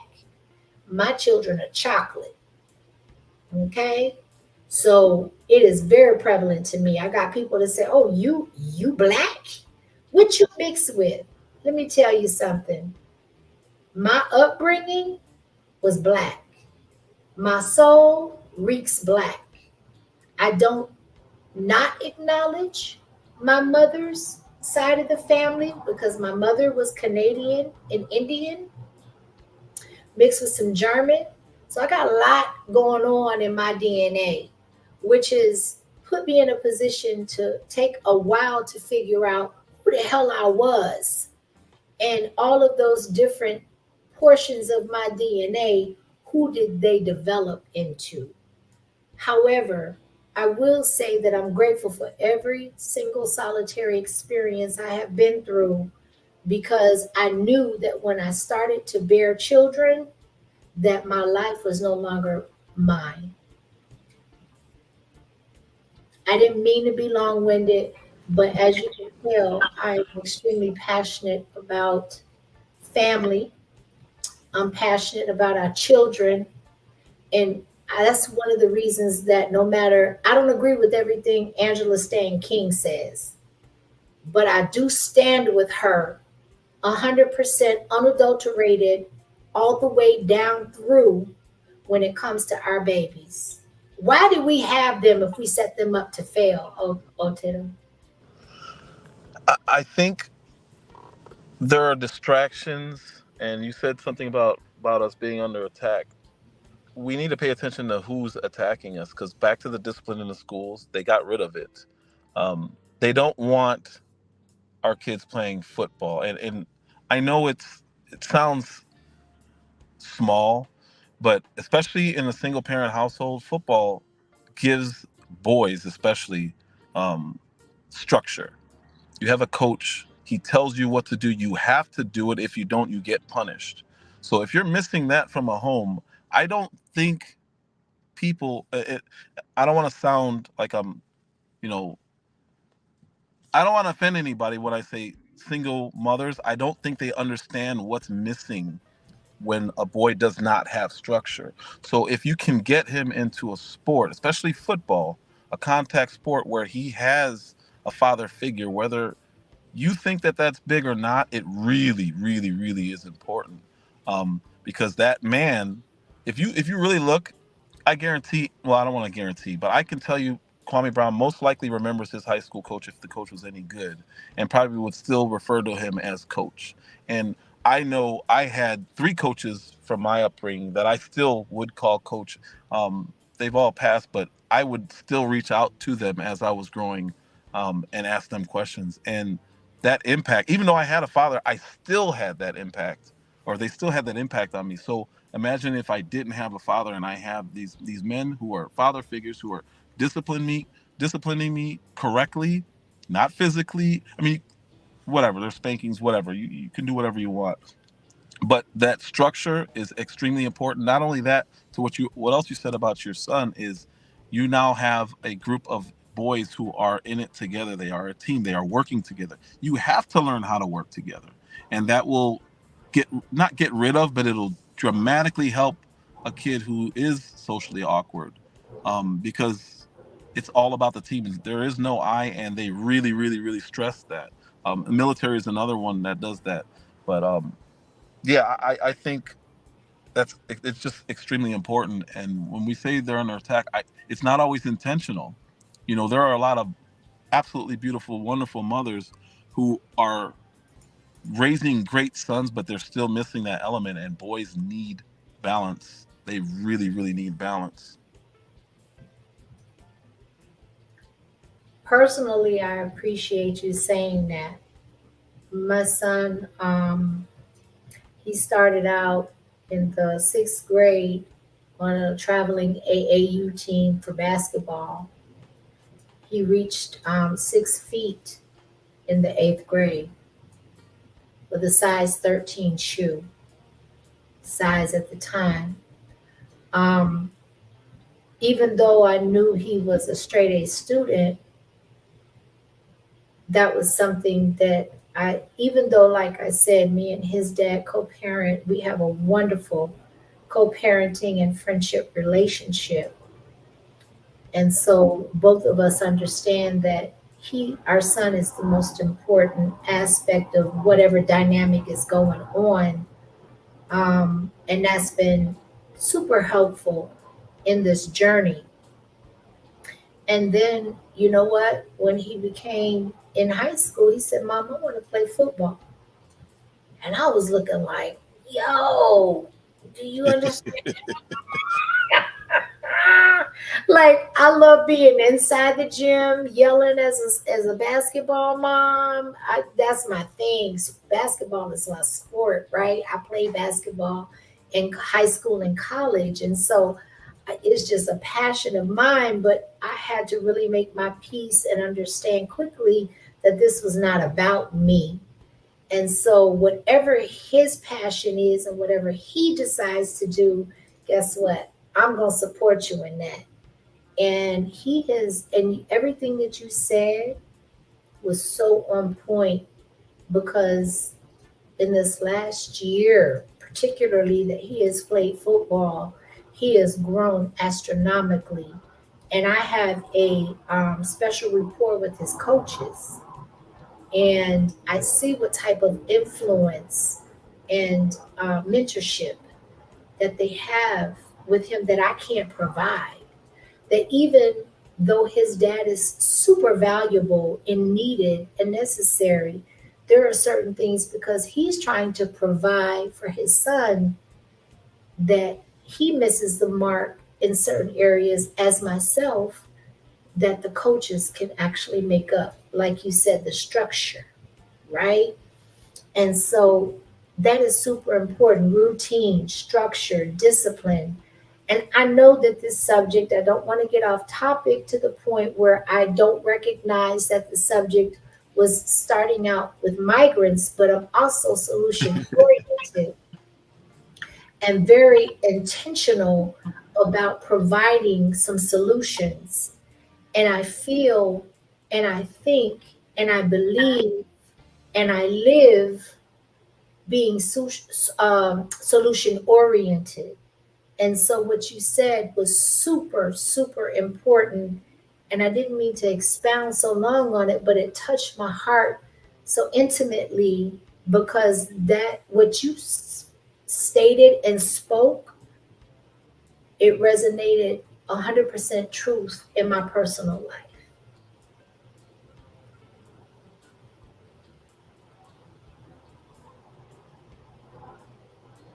And I yield the floor.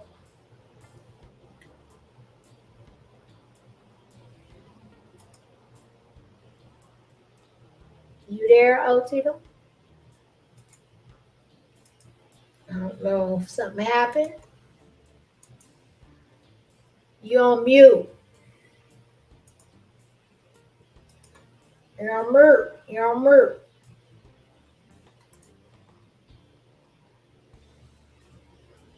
Okay, so I'm not sure what might have taken place. If there's anybody else, please feel free to hit the link. I would love to chop it up and have conversation. I have some time. If not, I won't belabor the point.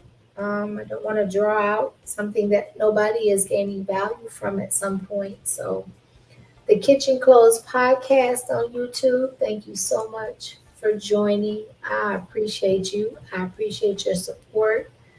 I appreciate your presence, all of that. Thank you so very much. Um, I have pretty much said and vocalized my commentary on the topic.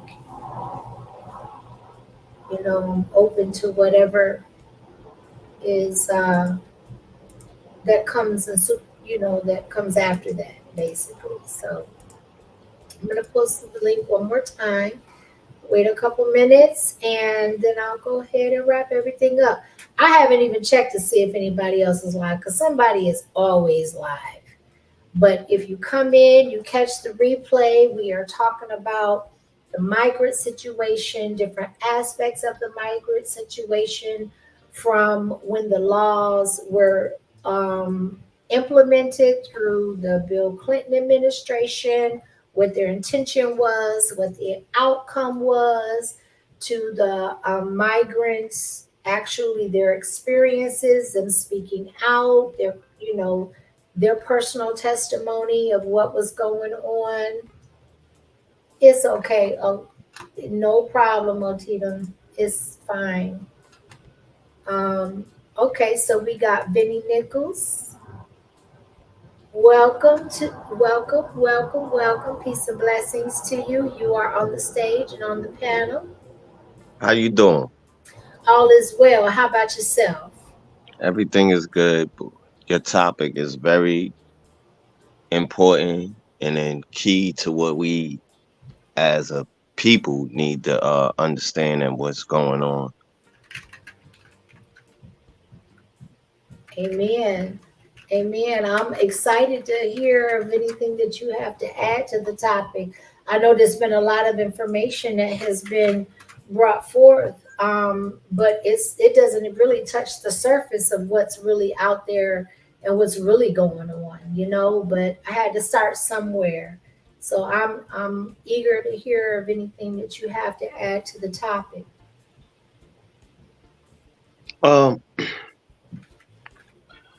There's a lot of things that are not being said that people are scared to say about the topic, in which it causes a division amongst people, because not a lot of people are sure which side to go on or what to agree with. Do that make sense? All the sense in the world. I'm listening.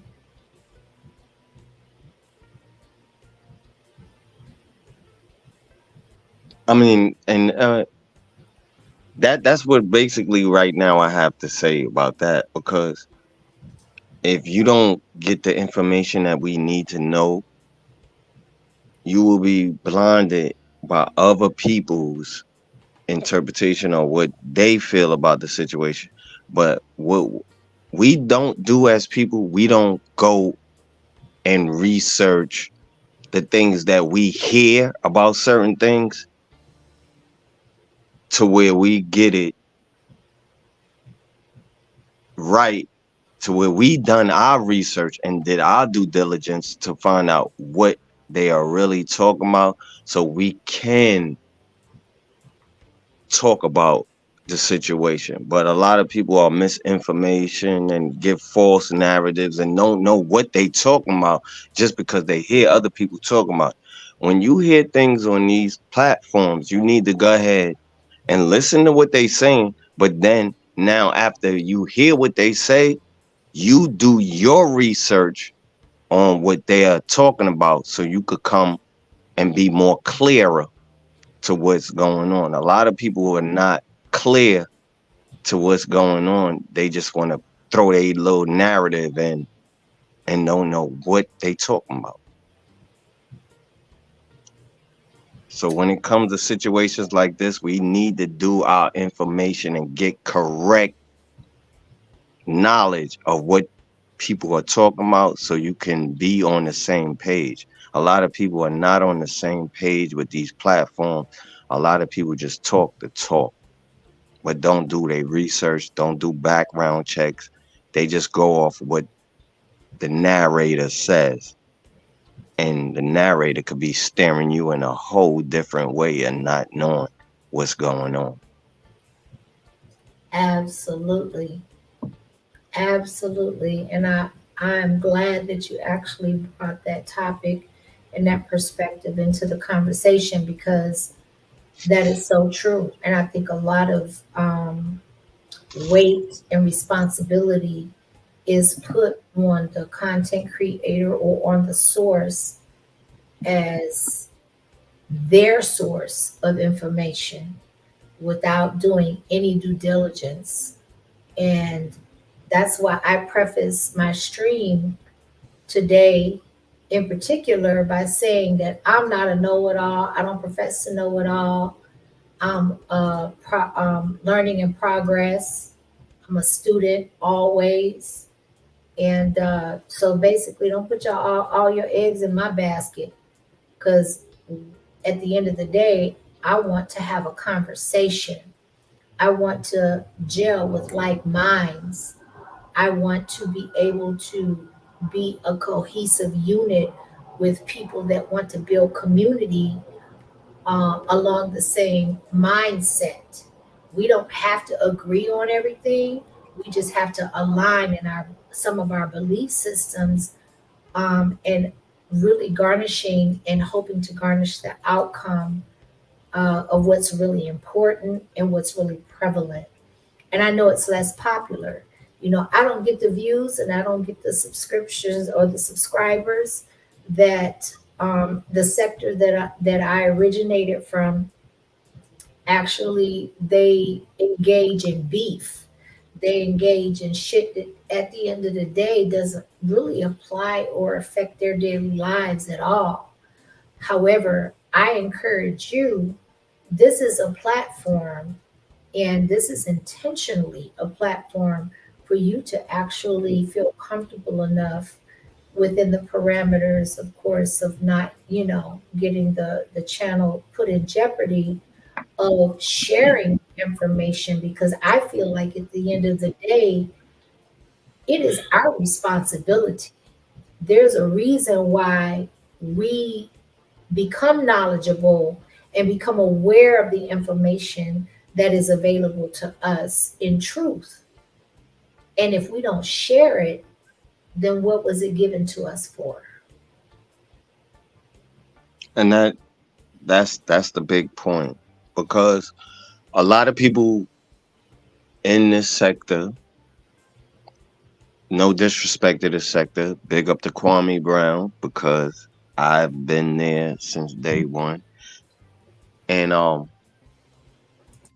it comes to the point where now I've watched this sector become like the lunchroom, the cafeteria, to where we have the groups sitting at this table, the group sitting at this table, and the group sitting at this table.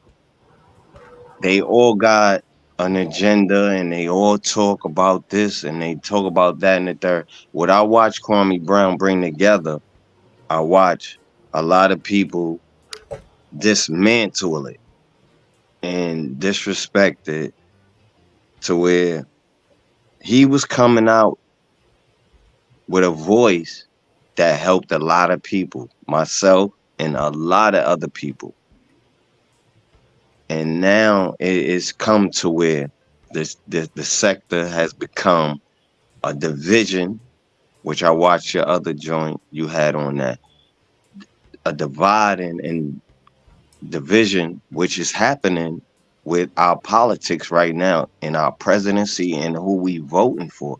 Division causes a lot of separations, which is the reason it's called division. It's people separating, and now we have people feeling this way and this side feeling this way, to where one point we were all together in one thing, but a disagreement or a misunderstanding between the group started separating the group.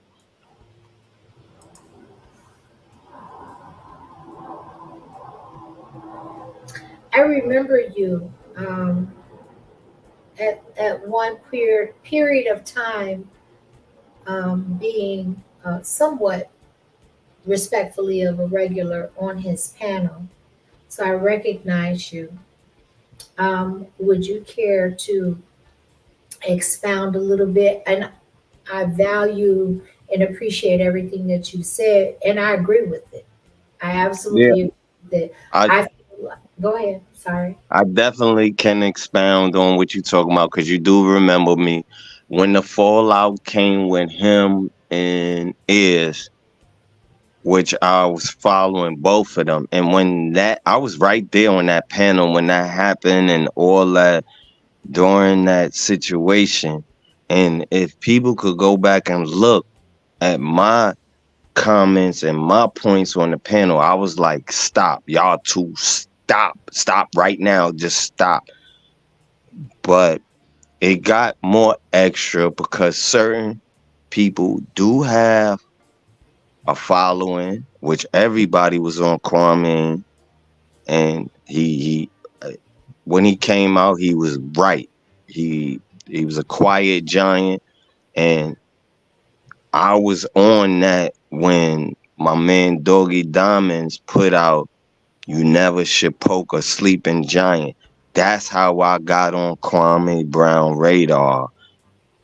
Not being a basketball fan, but being a YouTuber, and I saw my man Doggy Diamonds put out "Never Poke a Sleeping Giant," to where I watched a lot of people talk about him and this, that, and the third, criticize him and down him and talk mad things about him, but he never said nothing. And when he finally said something, he Cat Williams the floodgate because he did it before Cat. He flooded the internet with that. He was the Cat Williams right now back then. And I was like, yeah, because they did talk about him in a bad way because of the position he was put in. And nobody did that. He made history. And I was with him because I live in South Carolina. He from South Carolina. So I was like, that's what's up. So how I watch him become the giant that was being poked and started talking his real about how people really are, because I'm a Michael Jordan fan, but the stories I hear about Mike now, I was like, why did I idolize this dude? And he's this type of a-hole in real life. But a lot of people take celebrities in a different light, like they know them. No, he would never do that. This is why Puff Daddy and these other alleged celebrities are being called out now, because us as fans, no, he would never do that. He would never be this way. Michael Jordan ain't like that. They lying. But now people who deal with them and see them, know them, did business with them, can call out, yeah, they are human just like us. They just have a status that we don't have. And for us to believe and idolize them as that they could do no wrong, we were wrong in seeing that. And I realized that when Kwame came out and how people talked about him and this, that, and the third. But hold up. This guy came from nothing and made something. How can you disrespect or talk about somebody like that? Because we all be down, but if we come up, now you really hating on me because I came up? I came from where you came from. My 24 hours is no different from yours, but I made my 24 hours important. So the ones who didn't make their 24 hours important, as Kwame made his 24 hours important, he got to where he got at. And now we hate him. People hate him. And I was like, yo, that's straight up wrong. That's straight up the crab in the bucket mentality. Right. No. Allow me to interject here and just piggyback off of the last statement you said. You know, one thing that I have realized in my life is that we should appoint nobody as a leader. We should not put anybody on a pedestal to be able to direct us as the masses or as a whole into any particular direction, right? And so we could go down a rabbit hole because we're about 4 years in with this Kwame Brown evolution, bus life. And we can definitely hit this on that topic in another situation. But just for the sake of argument, Vinny, can we integrate and tie this in to the topic at hand when it comes to the migrant situation? There are, in my opinion, parallels, right? As far as this sector, as far as where we are as a people, as what we are aware of, the potential distractions that are before us, as opposed to, like I said, parallel to this migrant situation. Now, I'm not diminishing anything that Kwame has said or done, right, in the aspect of this sector. But what affects us in real life, in real everyday friggin' life, is bigger than the Kwame Brown bus life sector on YouTube. So can you help me parallel this and integrate this into the conversation of the similarities and the possible solutions that come into this migrant situation? Now we have Chicago, we have Detroit, we have Atlanta, we have Florida, and I know Texas. So at least 5 off the rip that I can think of, and I'm sure that there's a few more. Forgive me. And they're all some of the biggest metropolitan cities in the country that are sanctuary cities. And we've got so many unknowns, undocumented people, people of various backgrounds that we will never, if they don't want us to know the truth, we won't know the truth. Where do we go as a people? Because even though they're coming in and they're affecting everybody in every group in this country, when it's all said and done, the black community is going to be the most affected and the most displaced. Okay, let me expound on the sanctuary cities. Yes. There are 15 sanctuary cities in the United States. The sanctuary cities are made up of cities that will allow anyone to come in, foreign, national, whatever. And the 15 cities that have the sanctuary cities, you know who creates the sanctuary cities? The governor and the mayor can allow those to be sanctuary cities. Who are the people who are complaining in the sanctuary cities? The governors and the mayors. Now, in New York, Mayor Eric, whatever his name is, and I'm from New York, but I don't live in New York no more. But Adams, right? Mayor Adams. Mm-hmm. These are sanctuary cities. Now, I will explain the 15 sanctuary cities. New York, Baltimore, D.C., Miami, Detroit, Chicago, Minneapolis, Dallas, Austin, Houston, that's Texas, Seattle, Portland, and California is San Francisco, LA, San Diego. Out in the Midwest is Salt Lake City and Denver. These are the 15 sanctuary cities. So these people in those cities elect a governor and a mayor. These are the people who can make these places sanctuary cities, our governors and mayor. So now we are focused right now on the presidential vote. Once the president is in 2025, okay, once that president is in, we have to start being in our cities, our states, start going and picking our governors, our mayors, our chief of police, our judges. We have to start small to get these people that we want in, our people in the states you live in. We have to get the smaller people in to get the right person in the presidency, because the government, the governors, the mayors, legislatures, city councilmen, all those agree on the president that we want. So in our towns, we have to do small voting to get the big vote.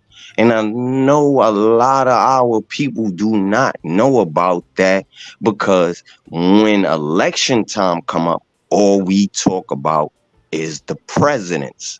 We have to talk about our governors we elect, the mayors we elect, the sheriff of the police, solicitors, and this, that, and the third, legislation people. We have to do that in our community. So when those people are appointed that we put in, can put in the right president candidate for us. It starts small, because the big picture is the president, right? Our government and our legislation pick these people. The governors we put in, the mayors we put in, those are the people who want on their ballot for president. So once we start small, we get the big fish. I totally agree with you. You get the only pushback that you get from me on the topic is that I truly believe. Now, I agree with you 100% on that we have to start small. We have to start with local elections. We have to start with the parameter that directly affected, which was usually city and state and county-wide, right? Yes.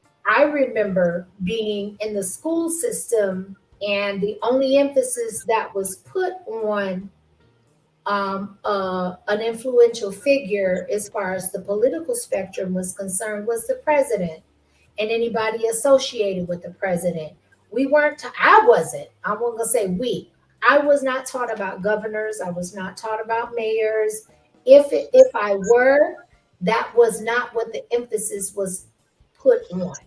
Okay, so I was a full seasoned adult when I realized and learned through my own research and looking through information and actually taking time to search for the information that the presidents are selected and not elected.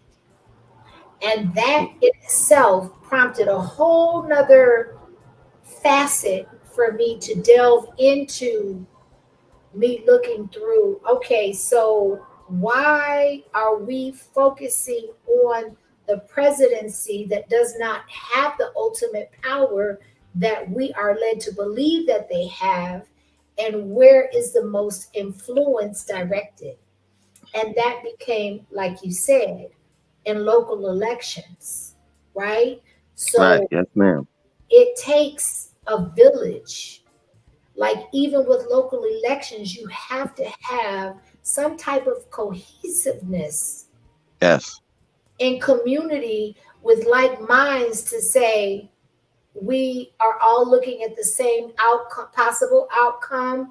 We are all looking at the same goal and objective, and this is what we need to do in order to reach that goal, objective, or outcome.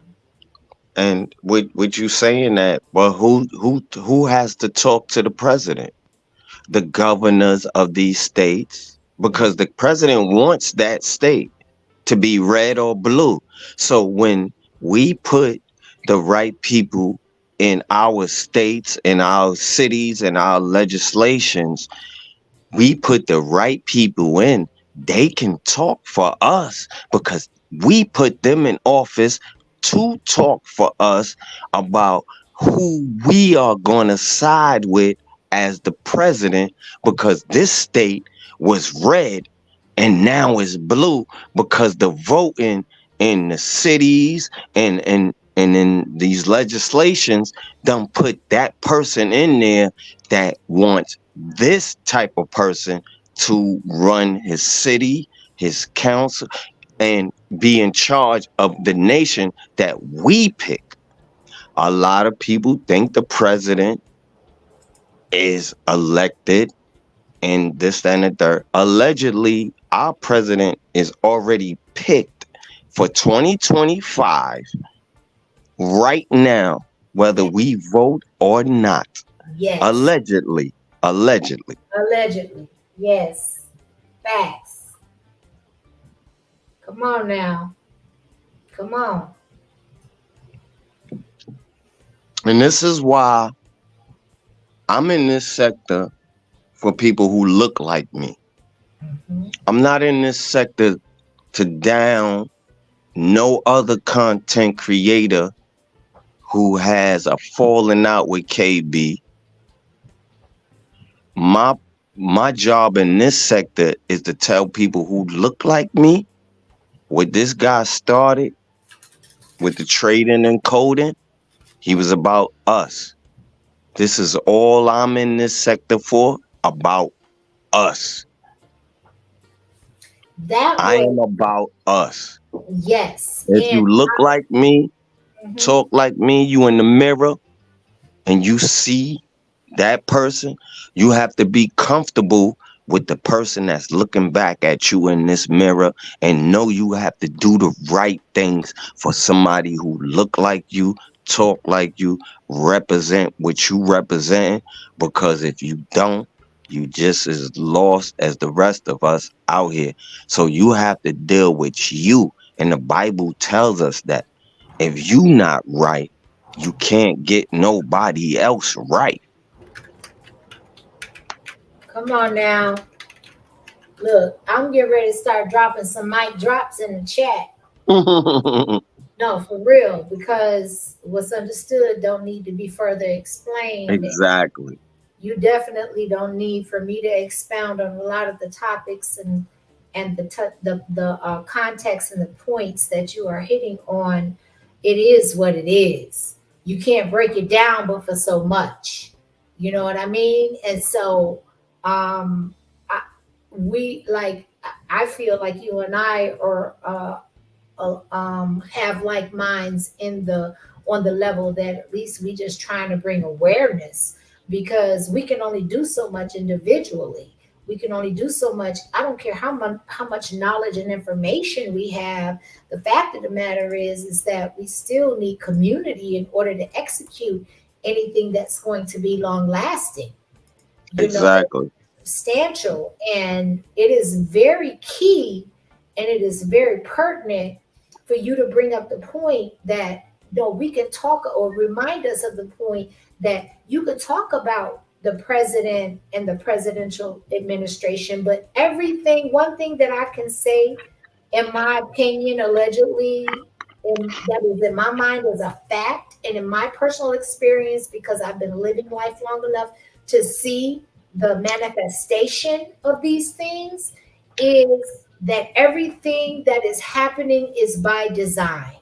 By the time the masses get a bulk of the information on a particular topic, we are 30 to 40 years behind.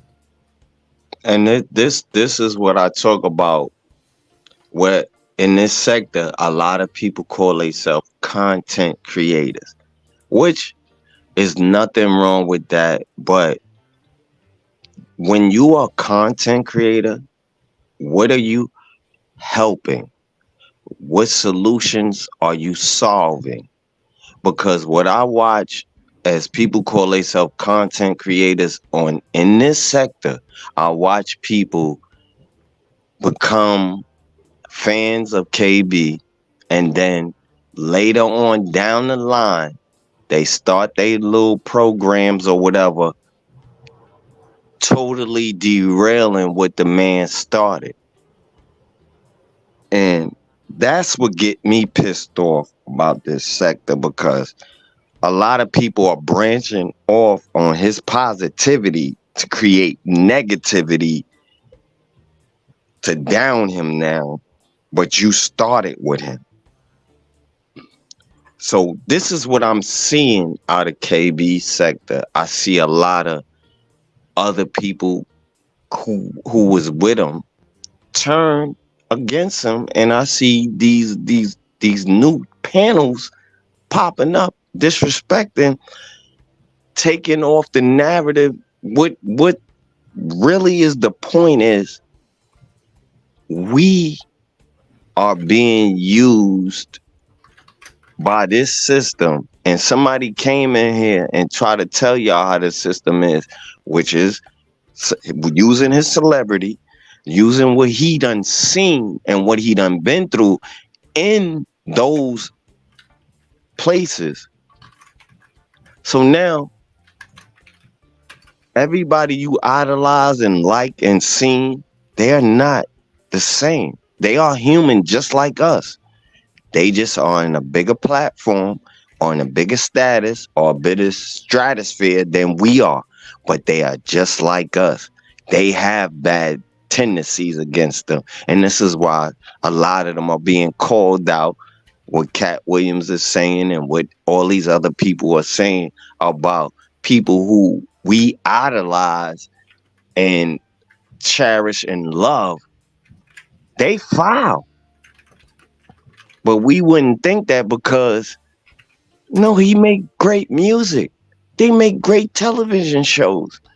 But not knowing that they are so evil behind the scenes, their fame take us to non-believing that they are these type of people.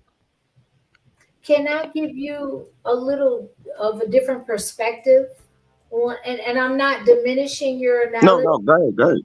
Because I'm totally, whatever your experience is, I can totally relate to that and probably mimic in conversation, because we've been along a similar journey.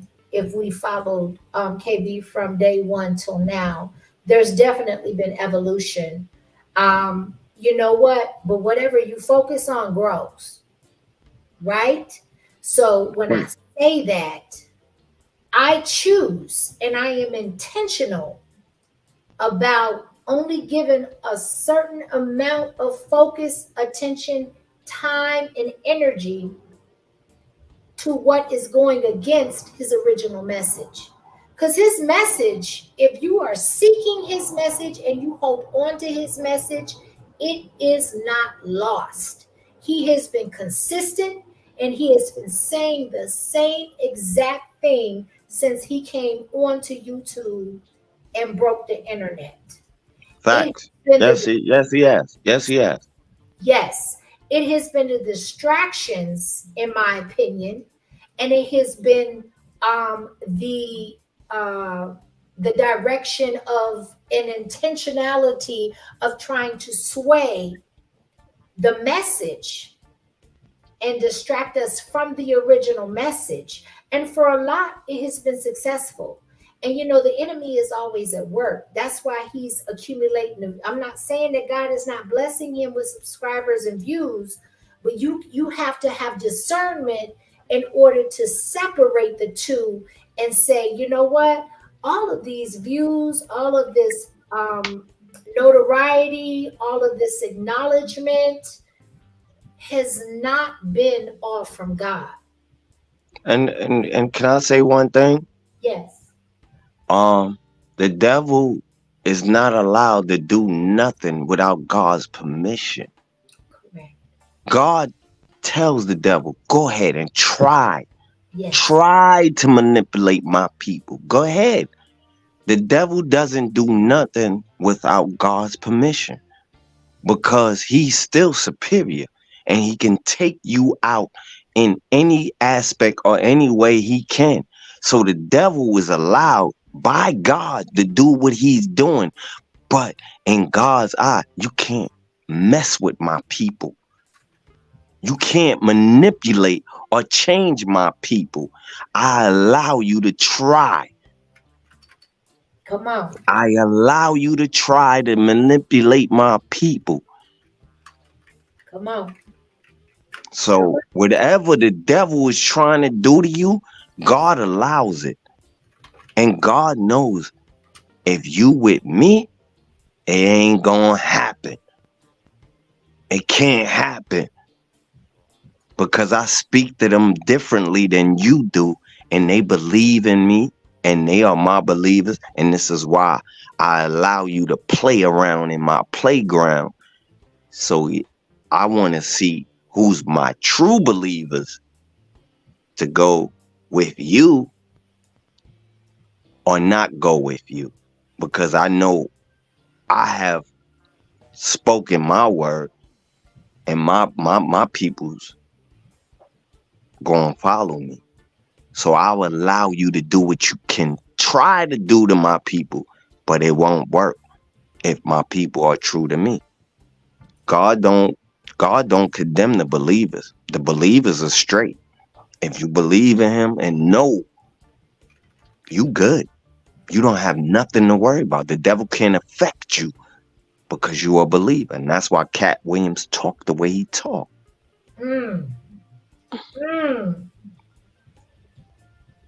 Can I just say that I appreciate you hitting the panel and actually adding everything that you have added to the conversation, because I echo, I would say 95% of it. And your articulation has been positioned to be able to reach whoever is supposed to reach. And that's good enough for me, and it sounds like it's good enough for you. I respect your take, your perspective, and your opinion, and we agree on a lot. And the things that we don't agree on, that's okay, because that doesn't outweigh the majority of us having like minds. And And it there, wouldn't it wouldn't it wouldn't divide me from what you saying or what you talking about, because I know we on the same path. We are for the Almighty, and the Almighty will rise. And it's just like I said, the devil is not allowed to do anything without God's permission. So if you are in your position with God, he can't do nothing to you. that's right. That's right. Without his permission. And you know what? That provides me with a lot of peace. And it sounds like it has provided you with peace as well. And it's given me freedom. It's given me freedom to be able or to feel like, you know what? Even if I am infringing upon your territory, you are limited in what you can do to me. Exactly. Yes. Because I know my father told me, you can't do nothing to me. You cannot affect me. You cannot do nothing to me. You don't exist. I do not accept you. You are not in my realm, because my father is in my realm, and my father guides me to everything I do and everything that is allowed for me to do. You cannot affect me, Satan. And this is what Cat Williams was saying. When he say, I'm the richest man in the world, yes, I am the richest man in the world, because I know who my father is, and I have nothing to worry about. If we take that and we build with that, it wouldn't be no war where wars are at, because religion causes war. We don't have the same beliefs. So I have to go against you, allegedly. Allegedly. I don't know what happened, but we just started having feedback. Do you have another device open, or are you good? No, somebody was calling me just now. Oh, okay. All right, good. As long as we got some So rhyme and reason, because so I'm good. yes. Well, amen. And then Amen. I can't, sister, I can't see the chat. But what I'm saying to y'all who is in the chat, the devil is allowed to do what he's doing because God allowed him to do it. But if you don't worry about the eligible or whatever his name is, the evils, and you walk righteously, you follow the law of God and his commandments, the devil can't do nothing to y'all. He can't. If you're a true believer, you can't be touched. The devil has nothing to do with your situation because you under your father's law and your father's commandment. And if you follow those, you good.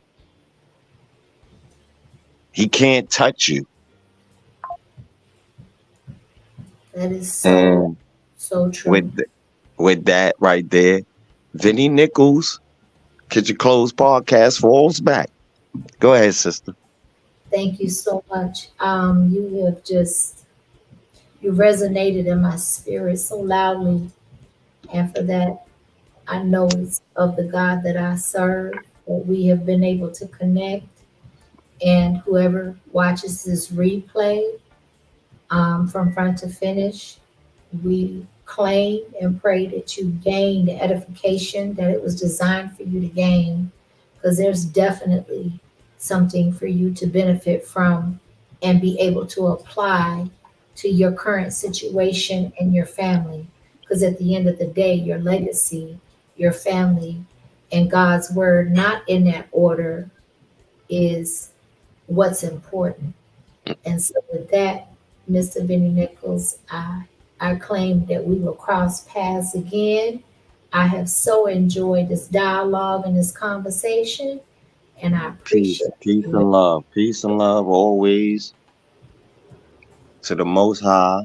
I give all my sacrifice to him, and knowing that I am protected by my father, I have no worries in this world. Nobody can. What they say, no weapon formed against me shall prosper. And Amen. that's real deals if you are a believer.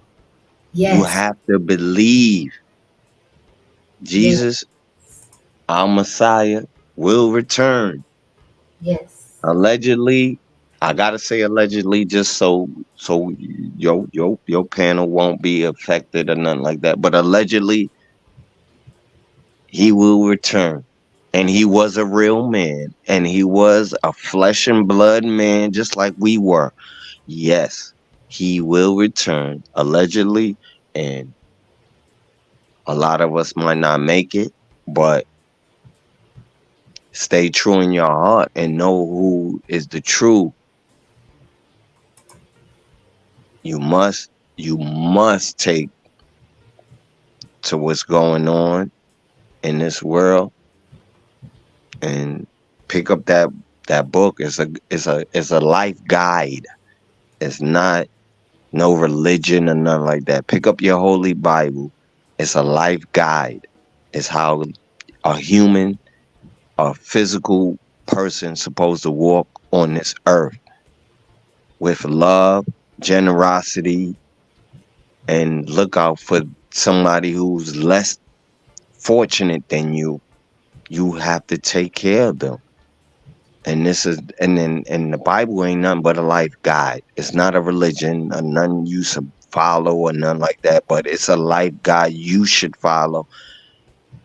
Don't take it as religion. Take it as being a right person or a good person in this realm you live in.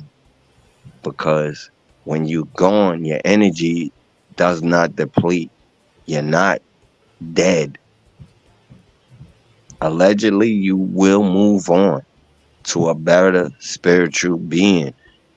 And this is what the Bible provides for us. It's a life guide. We should have love and compassion in our heart at all times. You should always look out for someone who's less often than you. Build somebody up. You should do that. Yes, absolutely. And peace be upon everyone I speak to or hear my voice, because I love y'all and I feel my father is the creator, or the beginning and the ending to all. So manifest greatness in anything you think about or talk about, because words mean things. Do not bring negative or non-positive things into your life. Always speak positivity, upliftment, and righteousness in your life, and you will prosper. Manifest that in your words. Everything you say, I will be this today. I will be great today. I'm happy today. I will help somebody that's less fortunate than me today. Think in that mind state and you will be great in everything you do. And thank you, sister, for letting me on your panel. And that's all I have to say. Thank you for gracing my panel. Peace and blessings to you. And I pray and claim that whatever words resonate in anybody's spirit, that it was within the ear of listening, apply it, pray on it, and watch it manifest and speak it into existence. And so, with that, salute to you. We'll talk. Thank you.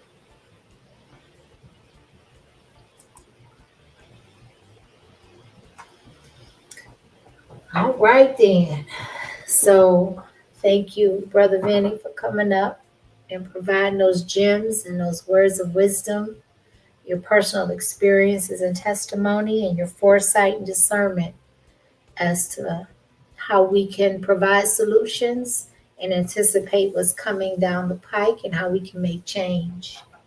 And I just want to thank everybody that, were in and out or that stayed from front to finish.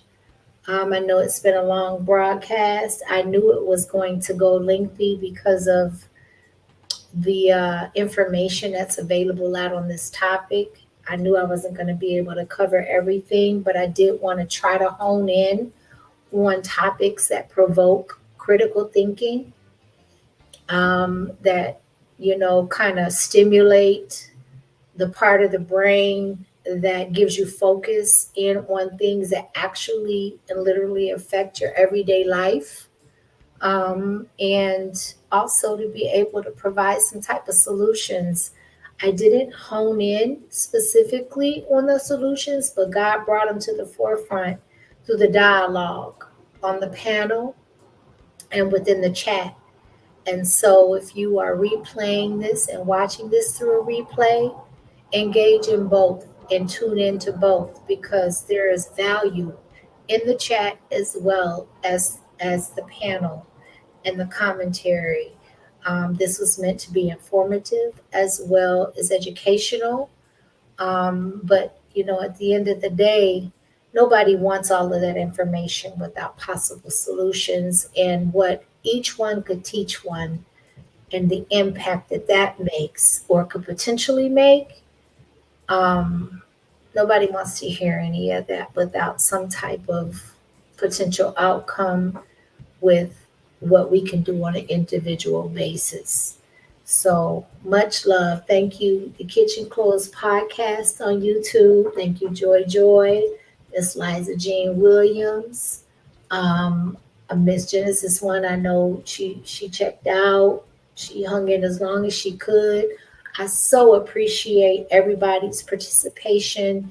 The chat keeps me motivated. I don't care if it's 100 or 5, as long as it's active and you let me know that you have gained some type of knowledge and edification that you may not have had prior to the stream starting, then that makes my time worth it. So, with that being said, much love, peace, and blessings to everybody.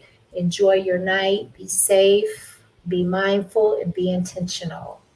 And with that, I'm out.